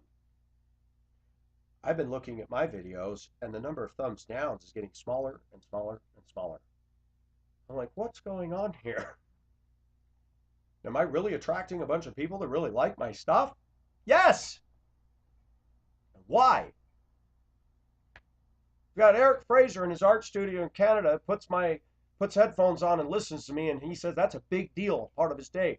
We've got a man who writes me and says, Saturday morning, go get my coffee and tune into Pacific. You know what that does to me? I'm hitting a nerve. When I talked to a brother in New England today, he says, I said, I hope you're not going to look down on me if I'm about to confess to you. But do not put me on a pedestal, sir. He said, actually, it's drawn me closer to you because I feel that you're really a brother and you are going to struggle. He has not offered one heaping spoonful of condemnation on me. American women will, though. They'll blast me from here to Tennessee or Maine or Poughkeepsie or whatever. Tennessee was not a reference to my friend. She's a dear sister, and I've had good conversations with her. She also keeps it real, and I like that. She's a white woman who keeps it real, and I feel comfortable talking to her. She's been a very good friend over the phone.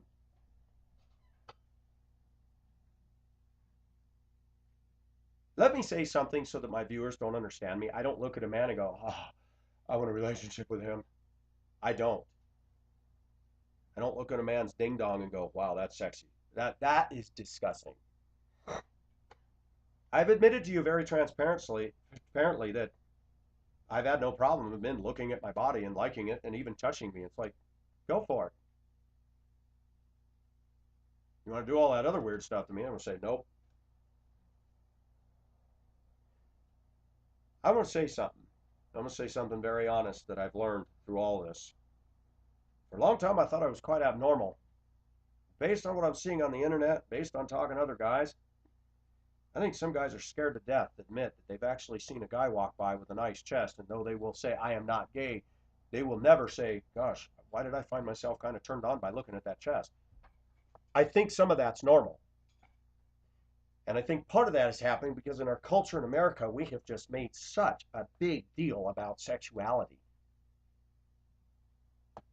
When I was in Hong Kong, go to karaoke, and Filipinos that I knew sit by me and they'd shake my hand and they wouldn't let go of my hand and sit down on the bench and they're holding hands with me. If I hadn't read about that in a Philippine culture customs book, I would have thought, oh my gosh, this guy is flaming gay. You ready for this? I can hold hands with a handsome, good-looking, built Filipino, and there's nothing going on there. That's what their culture does. It's called showing affection. He wasn't gay. His girlfriend was sitting next to him. My girlfriend's next to me. I got my arm around her. I'm holding his hand. And people go, that's sick, Pacific.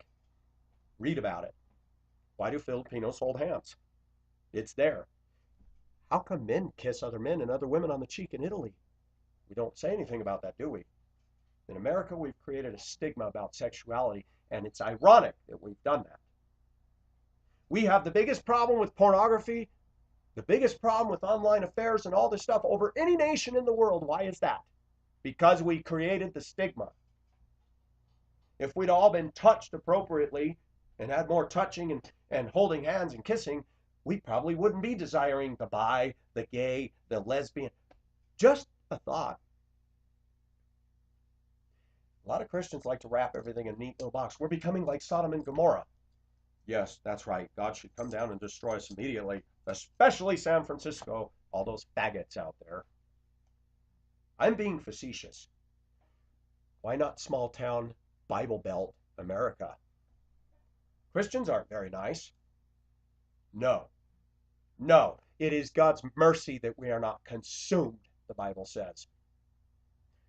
The next time I hear an American say some stupid bullcrap comment about that tsunami in 2004, oh, God was getting rid of the heathen in Indonesia. Did you know that those heathen in Indonesia do the same thing we do over here? They live, they work, they breathe, they have children, and some of them just happen to be without Christ. America's so much better, isn't it? At least in Indonesia, a lot of those people love each other. Americans don't. Or Japan, 2011, when that tsunami came down. That was horrible. I cried. I've said this many times. I cried watching this wall of water just slowly creep in and take out an entire town and village and cargo ships and stuff, and all this flotsam and jetsam and everything that people work so hard to build their lives on is washing out the sea, including their bodies. And some dumbass American stands up and says, yep, God's judging.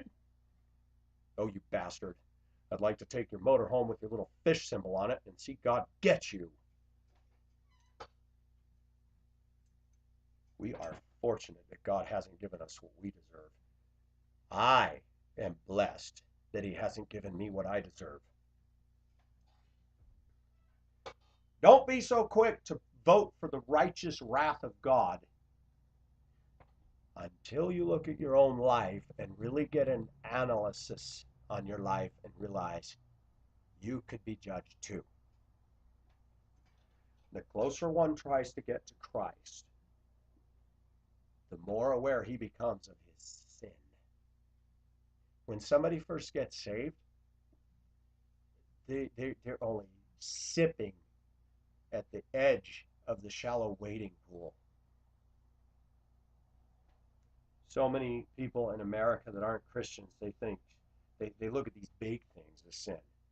They don't look at all this other stuff that's right behind God's holiness, that God says, that one's wrong, that one's wrong, that's wrong, you failed in all these.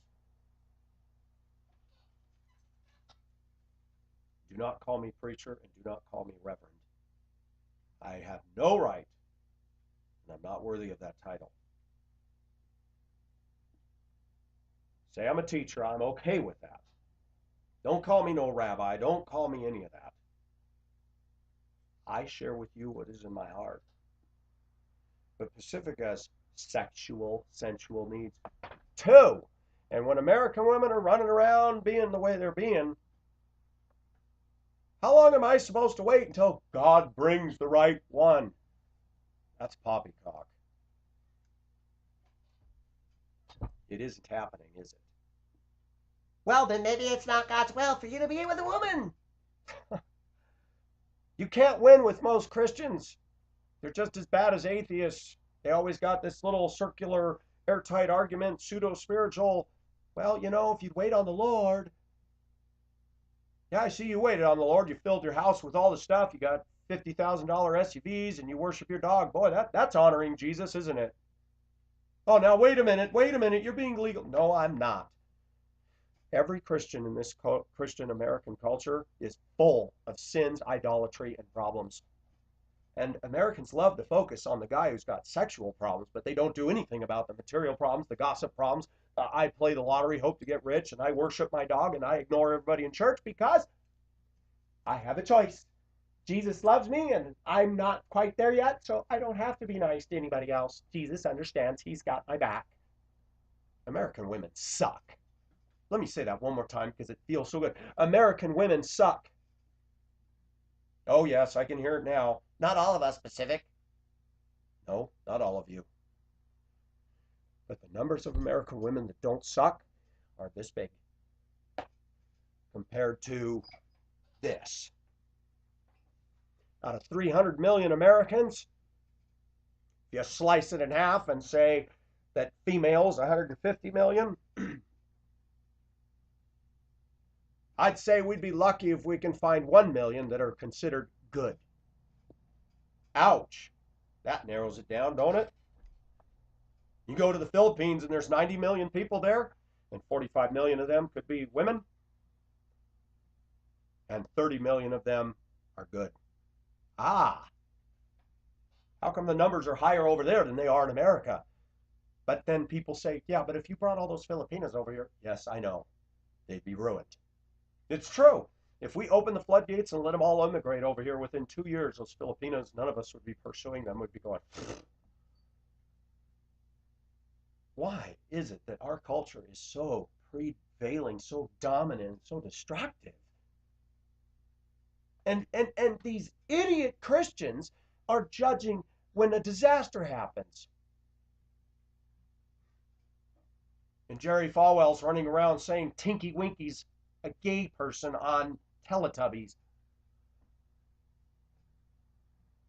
But meanwhile, Jerry Falwell's flying around in a Learjet and does a broadcast from his Learjet and says, we need to raise money for the Liberty Gospel Hour.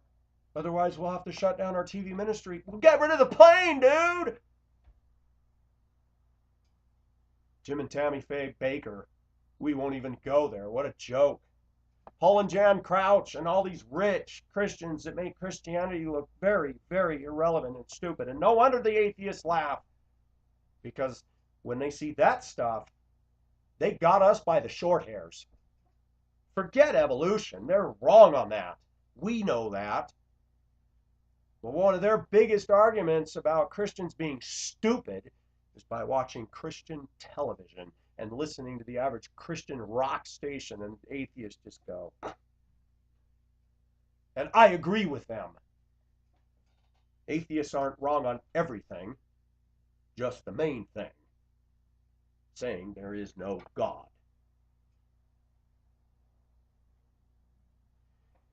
You know what makes me feel good is to say things that most people will never say. Atheists, Christians, whatever. But I've had the respect of atheists because they go, you know what I like about you? Is you're not afraid to talk about the issues within your own camp. There you go. But a lot of atheists are. A lot of atheists don't want to admit the fact that there's all these science journals that actually contradict their view of evolution. They don't want to deal with that. They don't want to deal with Darwin's own comment. The fossil record is damning against me. I'm paraphrasing that, but look it up, atheist.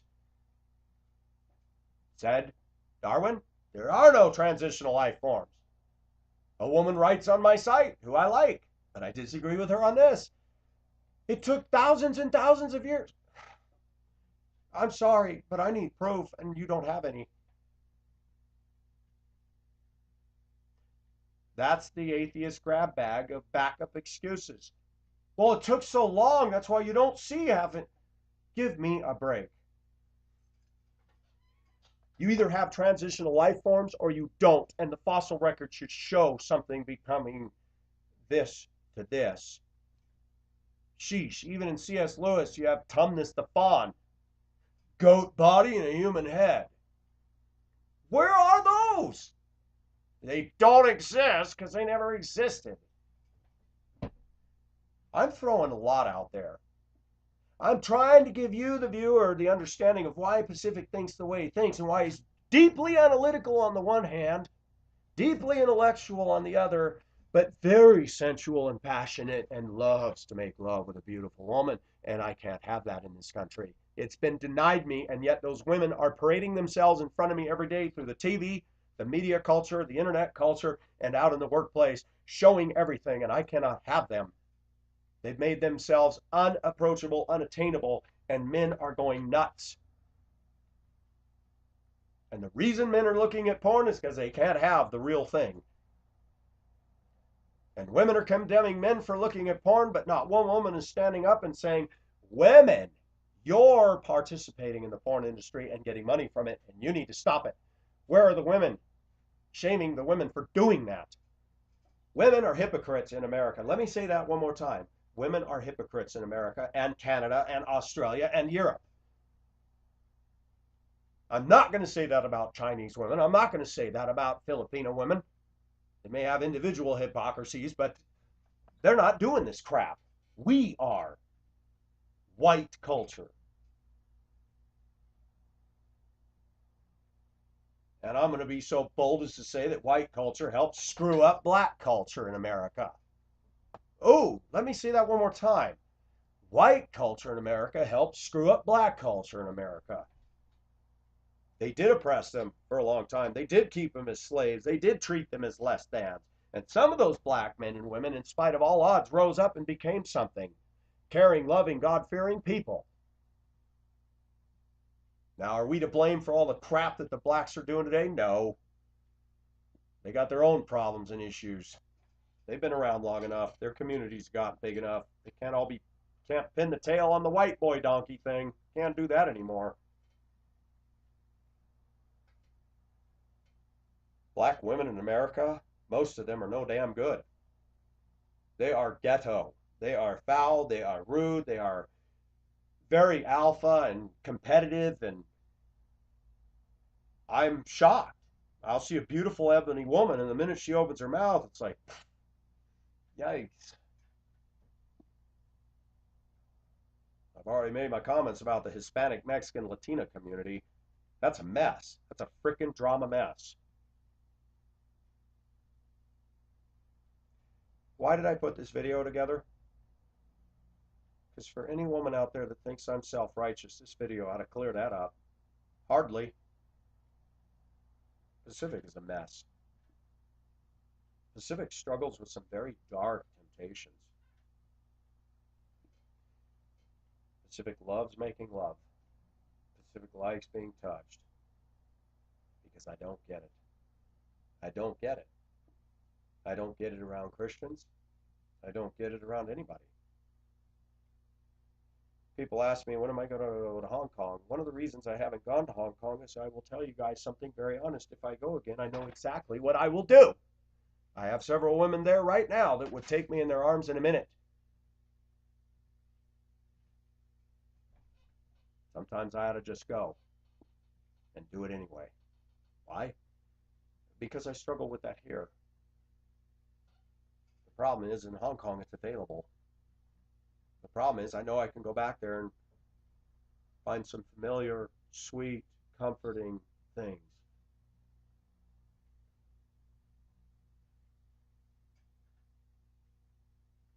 American women, you done screwed up. My mother screwed up. The two wives I was married to here screwed up, and the woman that could have had a chance to come to America and possibly had a better life really screwed up. She treated me with such contempt and so much anger and bitching and demanding money that she schustered herself right out of any future husband and schustered herself any chance to get to this country. I had to end the immigration. If she ever tries to apply again with any other man, it will be shot down. She's 53 years old, and at that age, in Asia, guys aren't going to pursue her. Am I happy about that? No. Somebody asked me, what if she called you and said, I'm sorry? There's been so much damage from that. But I can't be with her anyway. But if she truly repented in the name of the Lord and grew in maturity and God opened the way, I'd have an obligation to go back. Yes, you heard me say that. Is she my ideal now that I've been away from her? No. But legally, in Hong Kong, I'm married to her. People say, well, you have no business getting on date sites. Well, when you can't find her, when you can't get a divorce, then you got to ask a question. Are we going to play the biblically, politically correct game and say, well, I can't even see it. I wish I was so bulletproof that I could say, well, I wish I could. I wish I could do everything exactly right. I may never be able to get this divorce taken care of. So are all American women going to hold that against me? I've actually gone on quite a few dates where when I told the American woman what has happened, none of them had an issue about it. The only ones that have had an issue about that are those that have got their checklist of 150,000 requirements, and most of them being Christian women that are just bitchy. Their attitudes are not representative of Jesus Christ and the Holy Ghost at all.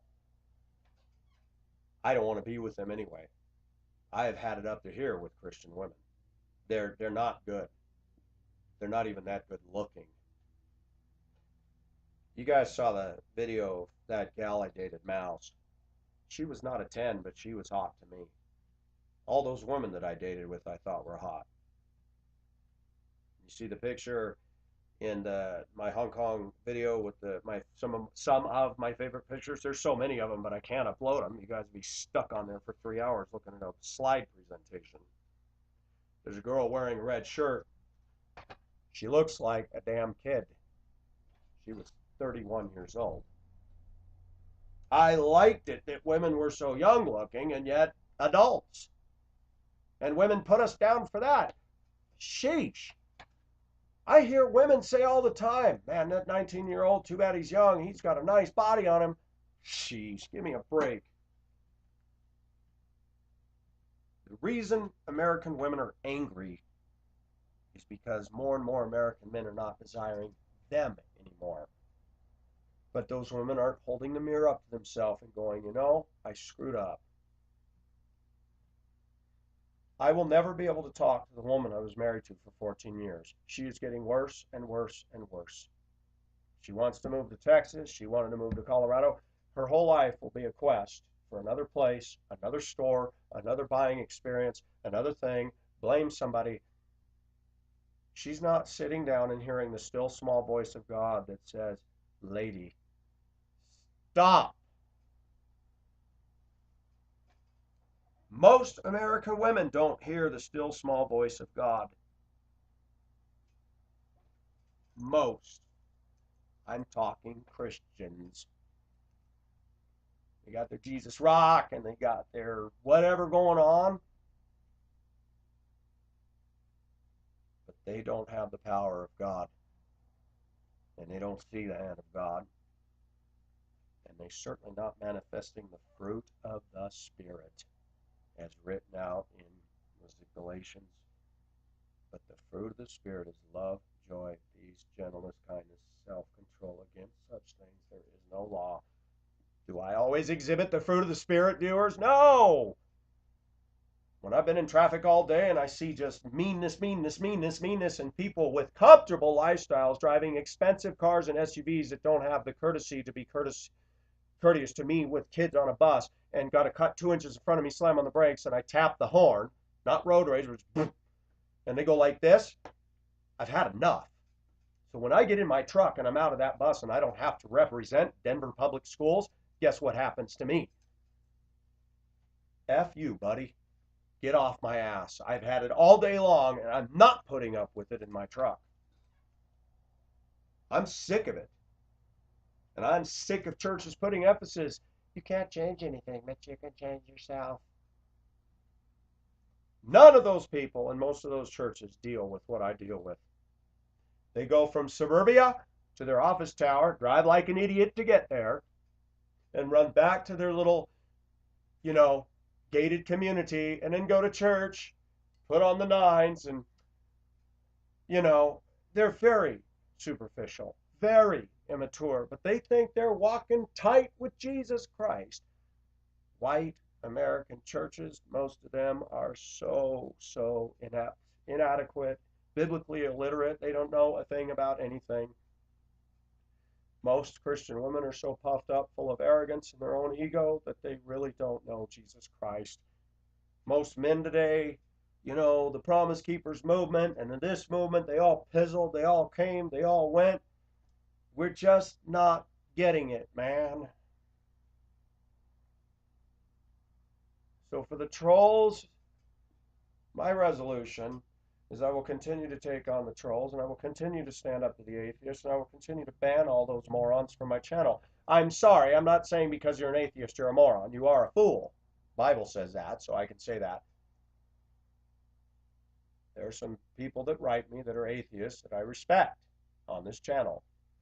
I'm talking about the obnoxious, rude people cussing and putting me down. I mean, telling me I'm a dumb ass and on because I don't agree with them. I am not going to listen to that. I don't have to. It's my channel. I don't get on your channel and fill your comment section up with that crap. It's your channel. I might put your way off and I move on. I haven't even eaten my breakfast. It's 10:15 in the morning, New Year's Day. I don't have high ambitions today. Kind of feel bad about yesterday. I feel bad because of the struggle I go through, and all of a sudden, at the same time, I've created a channel where all these people are looking up to me, and I'm going, please don't. Listen to what I say and apply it yourself. Take what I say and be refreshed and set free by it. But do not put Pacific on a pedestal where he can and already has and will come crashing down. Don't do it. Put God. Don't put God anywhere. Find out where he is and recognize. Don't put God on anything. Don't put God first in your life. He is first in your life. Recognize that. Don't put him anywhere. You can't put him anywhere. He is where he is. Look up. I want your comments. I want a barometer of how I'm doing. I don't want a bunch of nasty put downs, wear a shirt, this and that. Hey, you know, I'm wearing a shirt, but I'm not always going to. If you don't want to tune in because I'm shirtless, then don't. If I do go back to Hong Kong, you're going to be seeing a lot of shirtless videos because it's blastering hot. And when I'm outside, I'm not going to sit there and do a video with a shirt with big old spit stains going down my shirt. Sorry. Civic does have some dignity. I don't like to be seen sweating profusely and running down my shirt. If it's all over my body, okay. I've had fun with this channel. This is the first 2-hour video I've done. Unfrickin' real. I hope that you men and women have an understanding of where I'm coming from now. I hope you women will look at yourselves and start to realize that you guys are damaging us men, starting with our mommies. And that affects our sexuality, and it affects our Christianity. But just because I became a Christian in 1985, well, all things have become new, Pacific. I understand that, but the formative years are my biggest. And guess what? Those don't go away easily. But you'll come back with your scripture and say, well, it says, put to death what is in your earthly body. Do not let sin reign in your mortal body. I love Christians in America. They got their cliches, they pull out their scriptures, and they just airtight. Okay, honey, that $500,000 house you bought and the way you carry yourself so perfect and comfortable and you get irritated because your neighbor accidentally knocked your flower pot over in your front yard, you work on that too. And you work on getting rid of all that crap in your house that you spent too much money for when people are suffering in the Philippines, and looking down your nose because somebody drives a school bus and he's not quite as professional as you think he ought to be. Don't even. I tune out most white women in churches in America and I relegate them to the shelf of irrelevance. I put them in a box and I stick them up there because they did not have and earn a right to be heard, and they're not the ones to be telling me what to do. Women, if you want to have an impact on us men, if you really want to have an impact on us men, start living the life that Christ wants you to live, and then we might start noticing, but we're not seeing it. And for all you feminists and liberal women out there that are hating us and dogging us, you're not going to get it until you get saved, which is probably not going to happen. And you're going to just be continually contributing to the collective yuck of society. Don't expect us men to applaud that and give you a group hug and be sweet on you. Don't expect us men to be sexually pure and virgins and perfect and moral when you yourselves have helped cast the die for the children you raised and did huge amount of damage. Let me leave you with a couple things.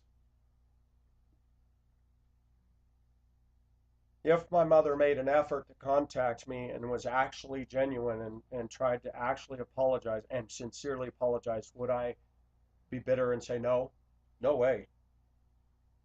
I would probably get on a plane as soon as I had another break and go down and see her. I can forgive. But Pacific cannot tolerate people who don't believe they've done anything wrong. That I have a hard time forgiving. I know the Christians will come at me again and say, Well, Jesus said, Father, forgive them, for they know not what they do. That was Jesus. He is God. I'm saying I have a hard time doing that. The model that Jesus gave forth is what we are supposed to be. Most Christian women in the U.S. don't follow the model anywhere close and seem to think that they do. That's the scary part. Most Christian women have not even read a theological book in their life. And they listen to precepts by Kay Arthur or Beth Moore Bible studies and they think they're spiritual. Beth Moore and Kay Arthur cater to comfortable, white, middle class, bouffanted hair, glossy lipstick, women that have really never known hard suffering. And I'm sorry, going through breast cancer and stuff like that's hard, but I'm talking about the kind of suffering that goes on in third world countries, poverty, typhoons, disasters. Most American women are pussies. Sorry to use a very profane word, but they're fragile, they're self-centered, and they're not really growing at all. We've created an entire Christian genre culture where we've got a bunch of comfortable white, upper-aged, middle-class people that go to Israel once a year, go on Dr. Stanley cruises and go to Stanley's affluent church. I have no patience for those people. I'm glad they're saved, but they're not mature.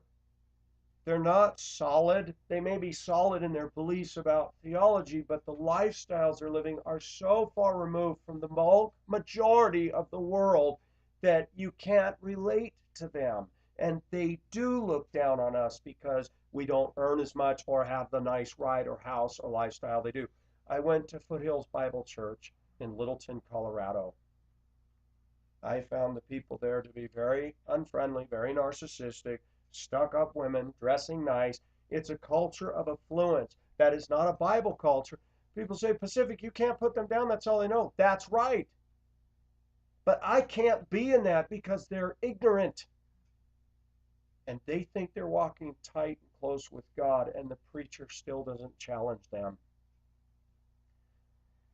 I think 90% of the preachers in America need to be fired immediately and go be forced to get a job in the secular world.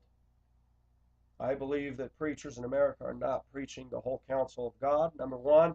And though some do very careful exegetical expository Bible preaching, they still will not shoot their congregation right between the eyes with the truth that that flock under them needs to hear.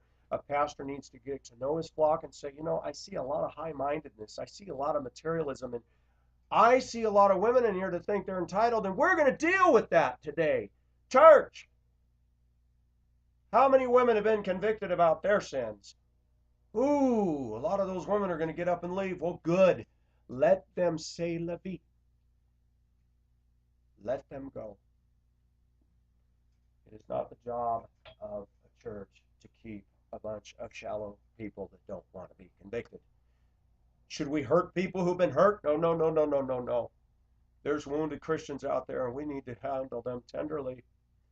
But these egotistical, shallow, superficial, worldly, baby diapered saint Christians, start giving them the meat that they haven't been getting. Start preaching what they need to hear.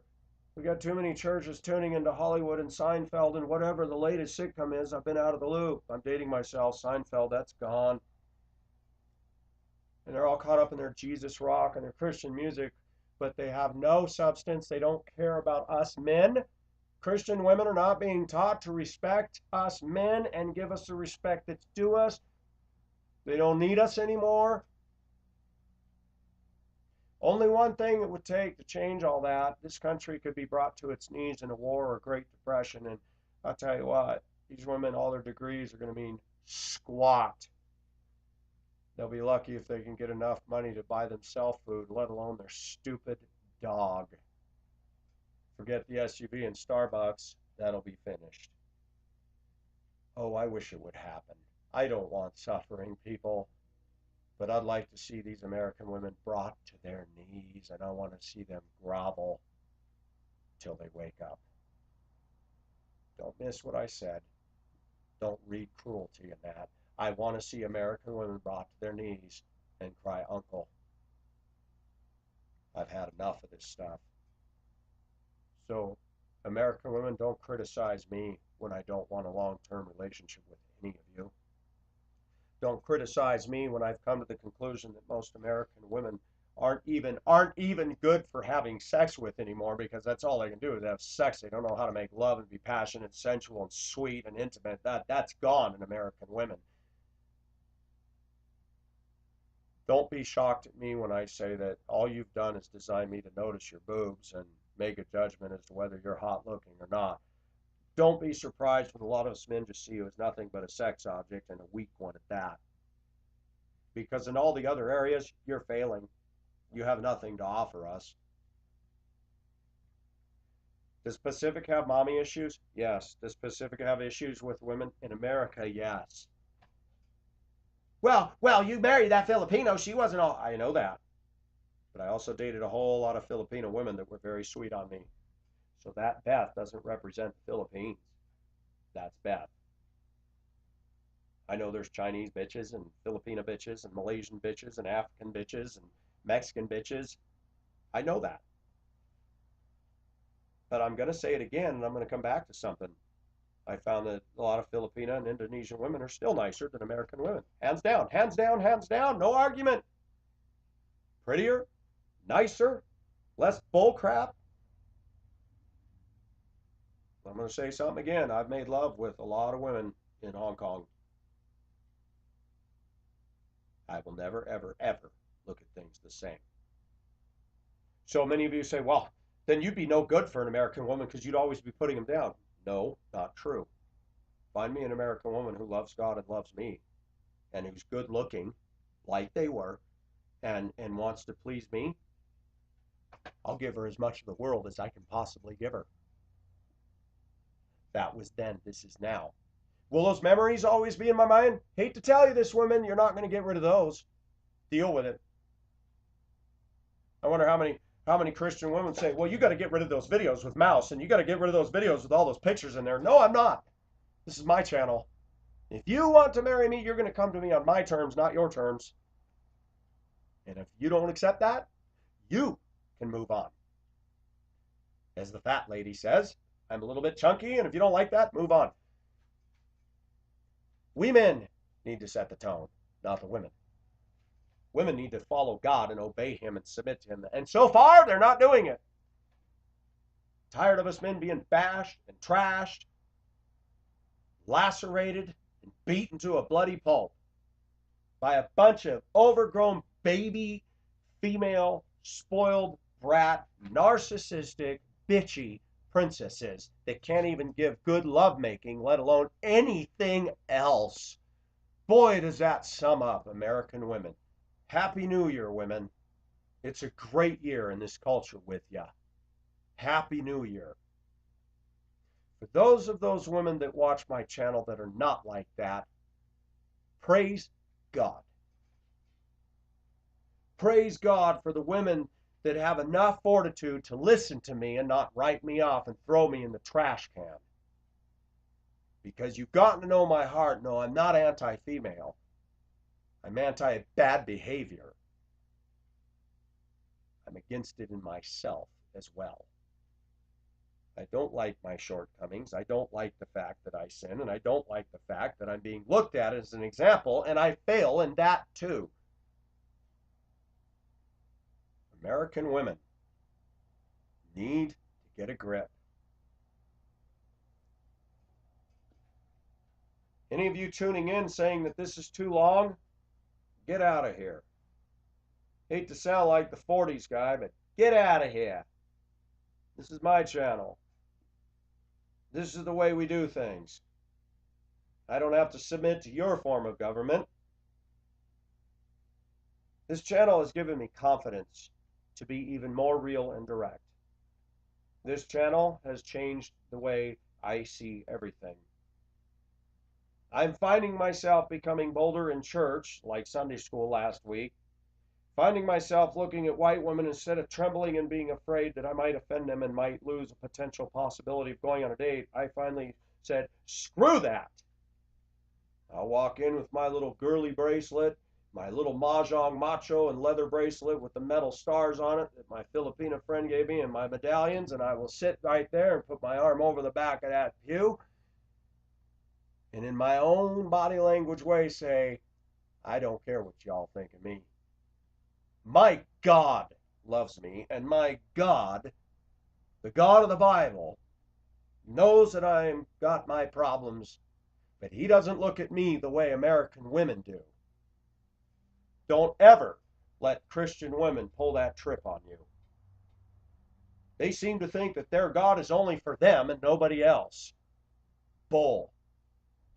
American women have made God into their own image, not recognize God and who he really is. I can say that authoritatively by the lack of women in this culture that take any time to even understand theology and read theological books. Most of the theological books that are published out there are read by men, not women. I find that ridiculously atrocious. And women think they're more spiritual than us, and they think because they're tuning into K-Love on Christian radio, which is just grunge crap, stupid, worldly garbage music. I want you women to get back to me and analyze music. Go back to the classical composers and tell me why God is all into your grunge music or the trite stuff of today. Preset, weak keyboard sounds. When I can listen to club music and dance music that is secular, and that stuff just engages me energetically, and it's like, wow, this is good. And then I listen to Christian music and I go, oh, this is so bubblegum, it is so redundant, it is so shallow, the lyrics are stupid. When I went to Hong Kong, I discovered energy and pulsating life, both with the making love of women, both with dancing on the dance floor, and for the first time in my 47 years of being nothing but laughed at, rejected, and put down, and I'm starting to get up and dance and getting more confident and grabbing a microphone and singing in front of a room full of 50 people in there. You guys can laugh and you women can laugh, but they thought I was good. And those Filipinas knew how to dance. Pakistani males would come in there and they were so fast and moving, I was like awed by it. No, it wasn't a gay thing. I was like, wow, these guys are good dancers. And all of us when they were done. I come to a church in America today and I feel like I've entered a morgue. I miss Hong Kong. I'm trying to find something by looking at ebony women. And I'm not seeing it here. I tried to look at Hispanic women, and I'm not seeing it here. I still try to look at white women, and that is just, it's just almost pointless. And I keep looking back at Hong Kong and my experiences, though they were sinful, and go, you know, how come I can go to church on Sunday morning and I just feel like nobody gives a damn, and they don't. And you go to Sunday school class and 19 out of 20 people won't even say hello to me. How are you today, Michael? And the teacher is cold as an iceberg, and he's very intellectual, and he uses $100 words, and he's very good communicator of truth. I'm very impressed with his mind. But this, he doesn't give a damn about me. He talks with a deep authoritative voice. He's my age. He went to Bob Jones University. And he has absolutely no heart. His wife, plain Jane woman, dowdy clothes, the typical Sunday school dresses and the boring colors and the stuff that doesn't flatter her at all. Not saying that they should. The Bible says dress with modesty. She's very stuck up. You can tell she spends an awful lot of time in the bathroom mirror and she's nothing to write home about. She's slender, she's attractive, sort of, but she's a blasé white woman. I've never seen those two hug or show affection towards each other. Everything he does is contrived. He moves his arms. Today we're going to get into, this is what the church in America has done. We've created an image, a form, not based in reality. I'm not happy because I don't have enough viewers. When you look at the numbers in this country and you look at the numbers in our church culture, my numbers are way down. There's not enough people who seek genuineness. That ought to concern every man and woman watching my channel. I go to church on Sunday morning. I don't feel comfortable with those people. People say, well, you shouldn't go there. Okay, so let's go to church number 2 down the street. Same thing. Church number 3, same thing. Church number 4, same thing. Go to the black church. Oh, yes, hallelujah, praise you, Jesus, oh, yeah. And you get all kinds of crazy, hoopty, crazy theology. Preachers wearing black chains and driving Rolls Royce. Who said that I can't drive a Rolls Royce just because I'm in the ministry? There are problems all through this church culture.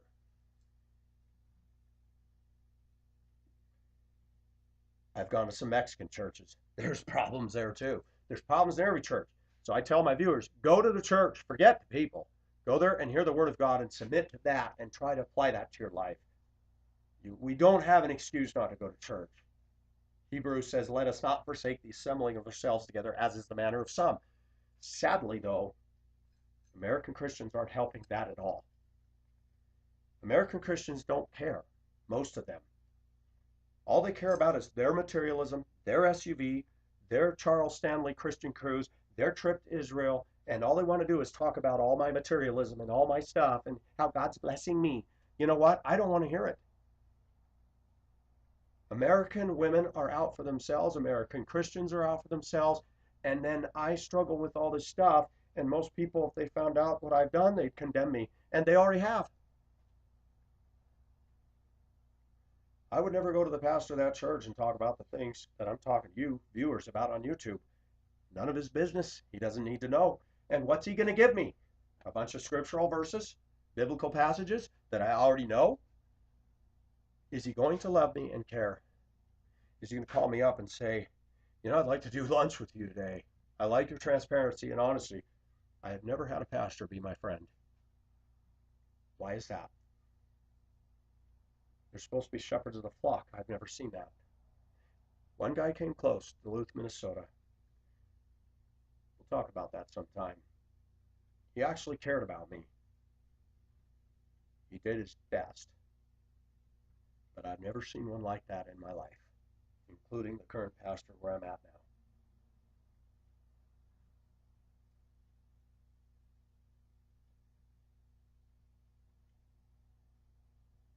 Is it any wonder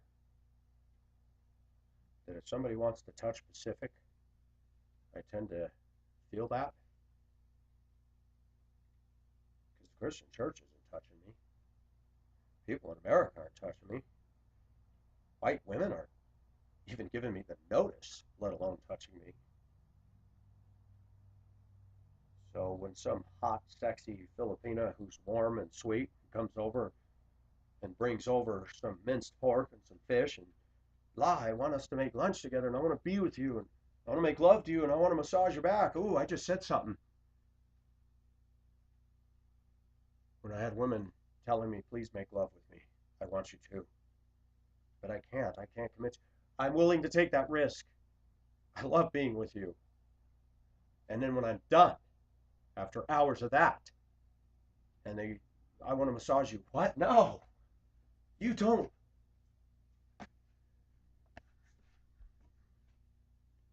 You see why I'm having a problem in Lakewood, Colorado? You see why I'm having a problem driving a school bus and going to church? American culture is totally devoid of any passion, life, and it's dead. And then they wonder why we sin. They wonder why a bunch of lily white people that are obsessing over materialism, Christians, you know, listening to how to manage your money seminars and how to invest in your Jesus stock portfolio and worry about protecting your own ass. That's what it is. Most Christians in America worry about protecting their own ass. And then they might drop a couple coins over here to the poor man and think that they're doing a benevolence for God. Are you freaking serious? And then those same people look at me and go, well, you're not supposed to do sexually immoral things. Do you see what I'm talking about, viewers? Do you see what I'm talking about? Nobody wants to understand why people do what they do. They're not participating in this, so they tend to condemn this, but they ignore all the elephant in the room that's in their life.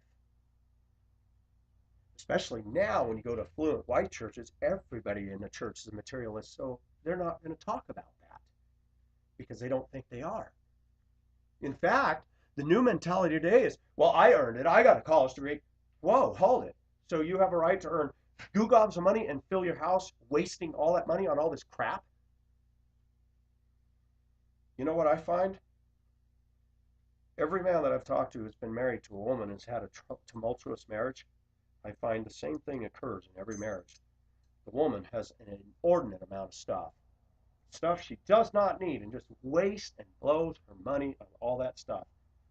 I was married to that woman for 14 years, and because of her collective mania, I got caught up in collecting Tonkas and die casts, and I had living room and a bedroom and a house full of Tonka trucks, as well as antique furniture, as well as all her stuff.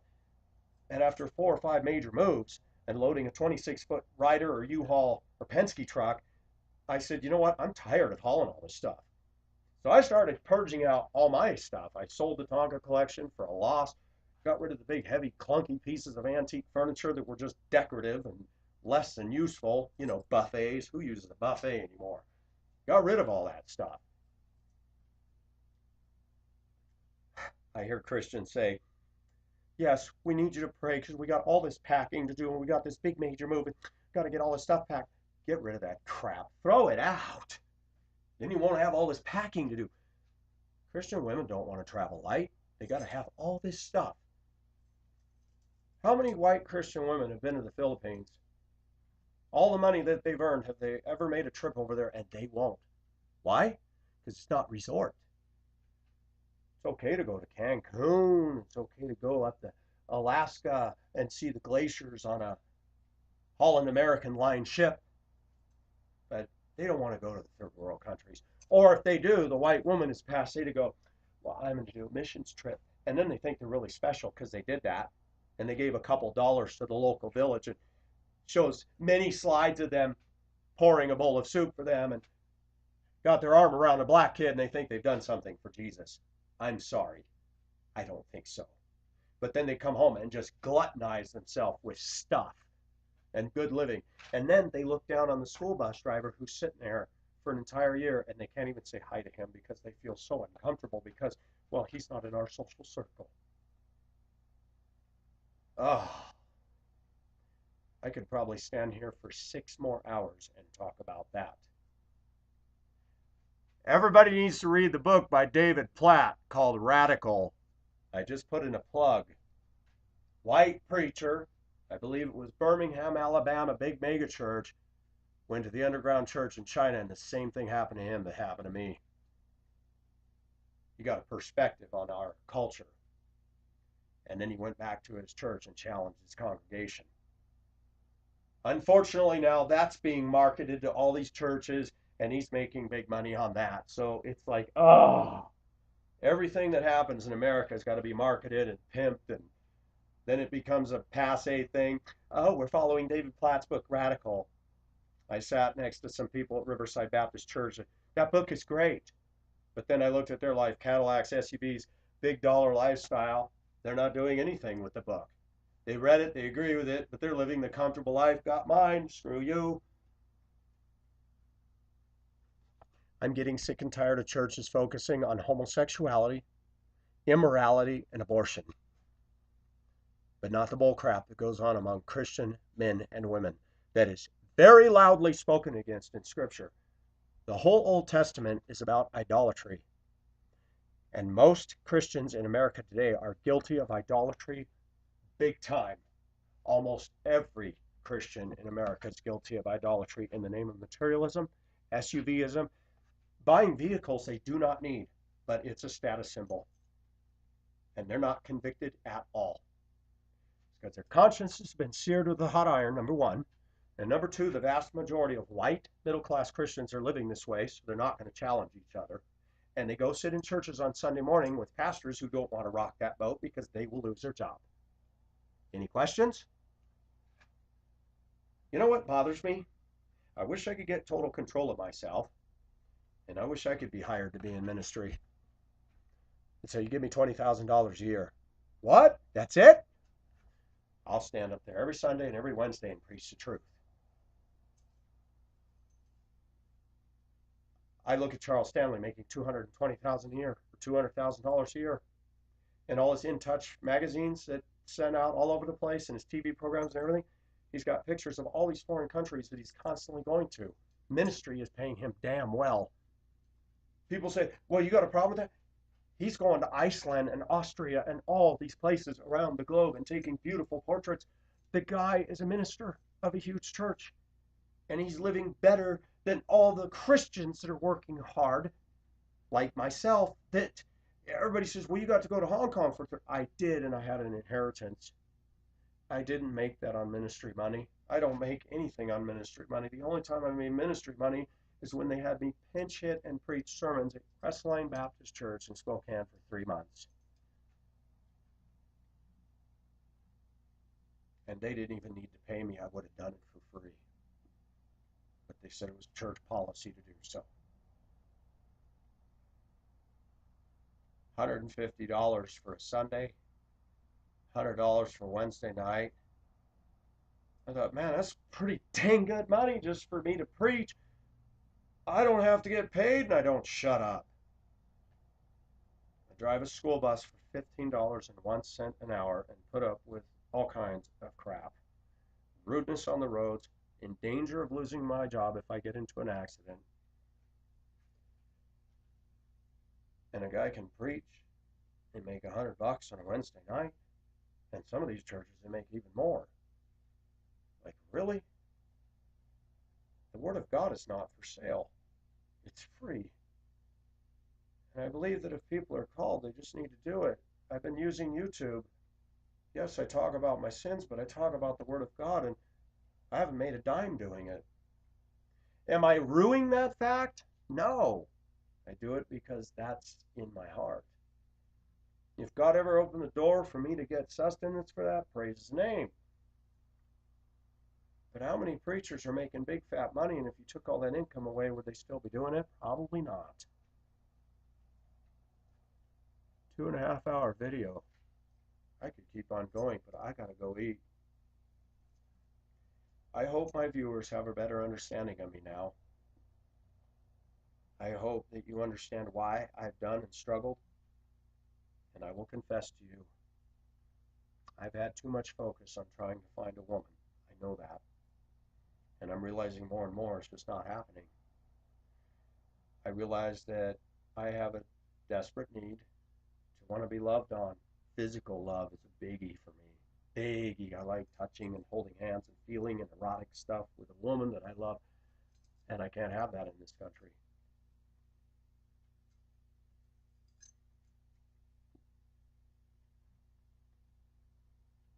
You know, I have women that like me. I have women that I've slept with right here in Denver.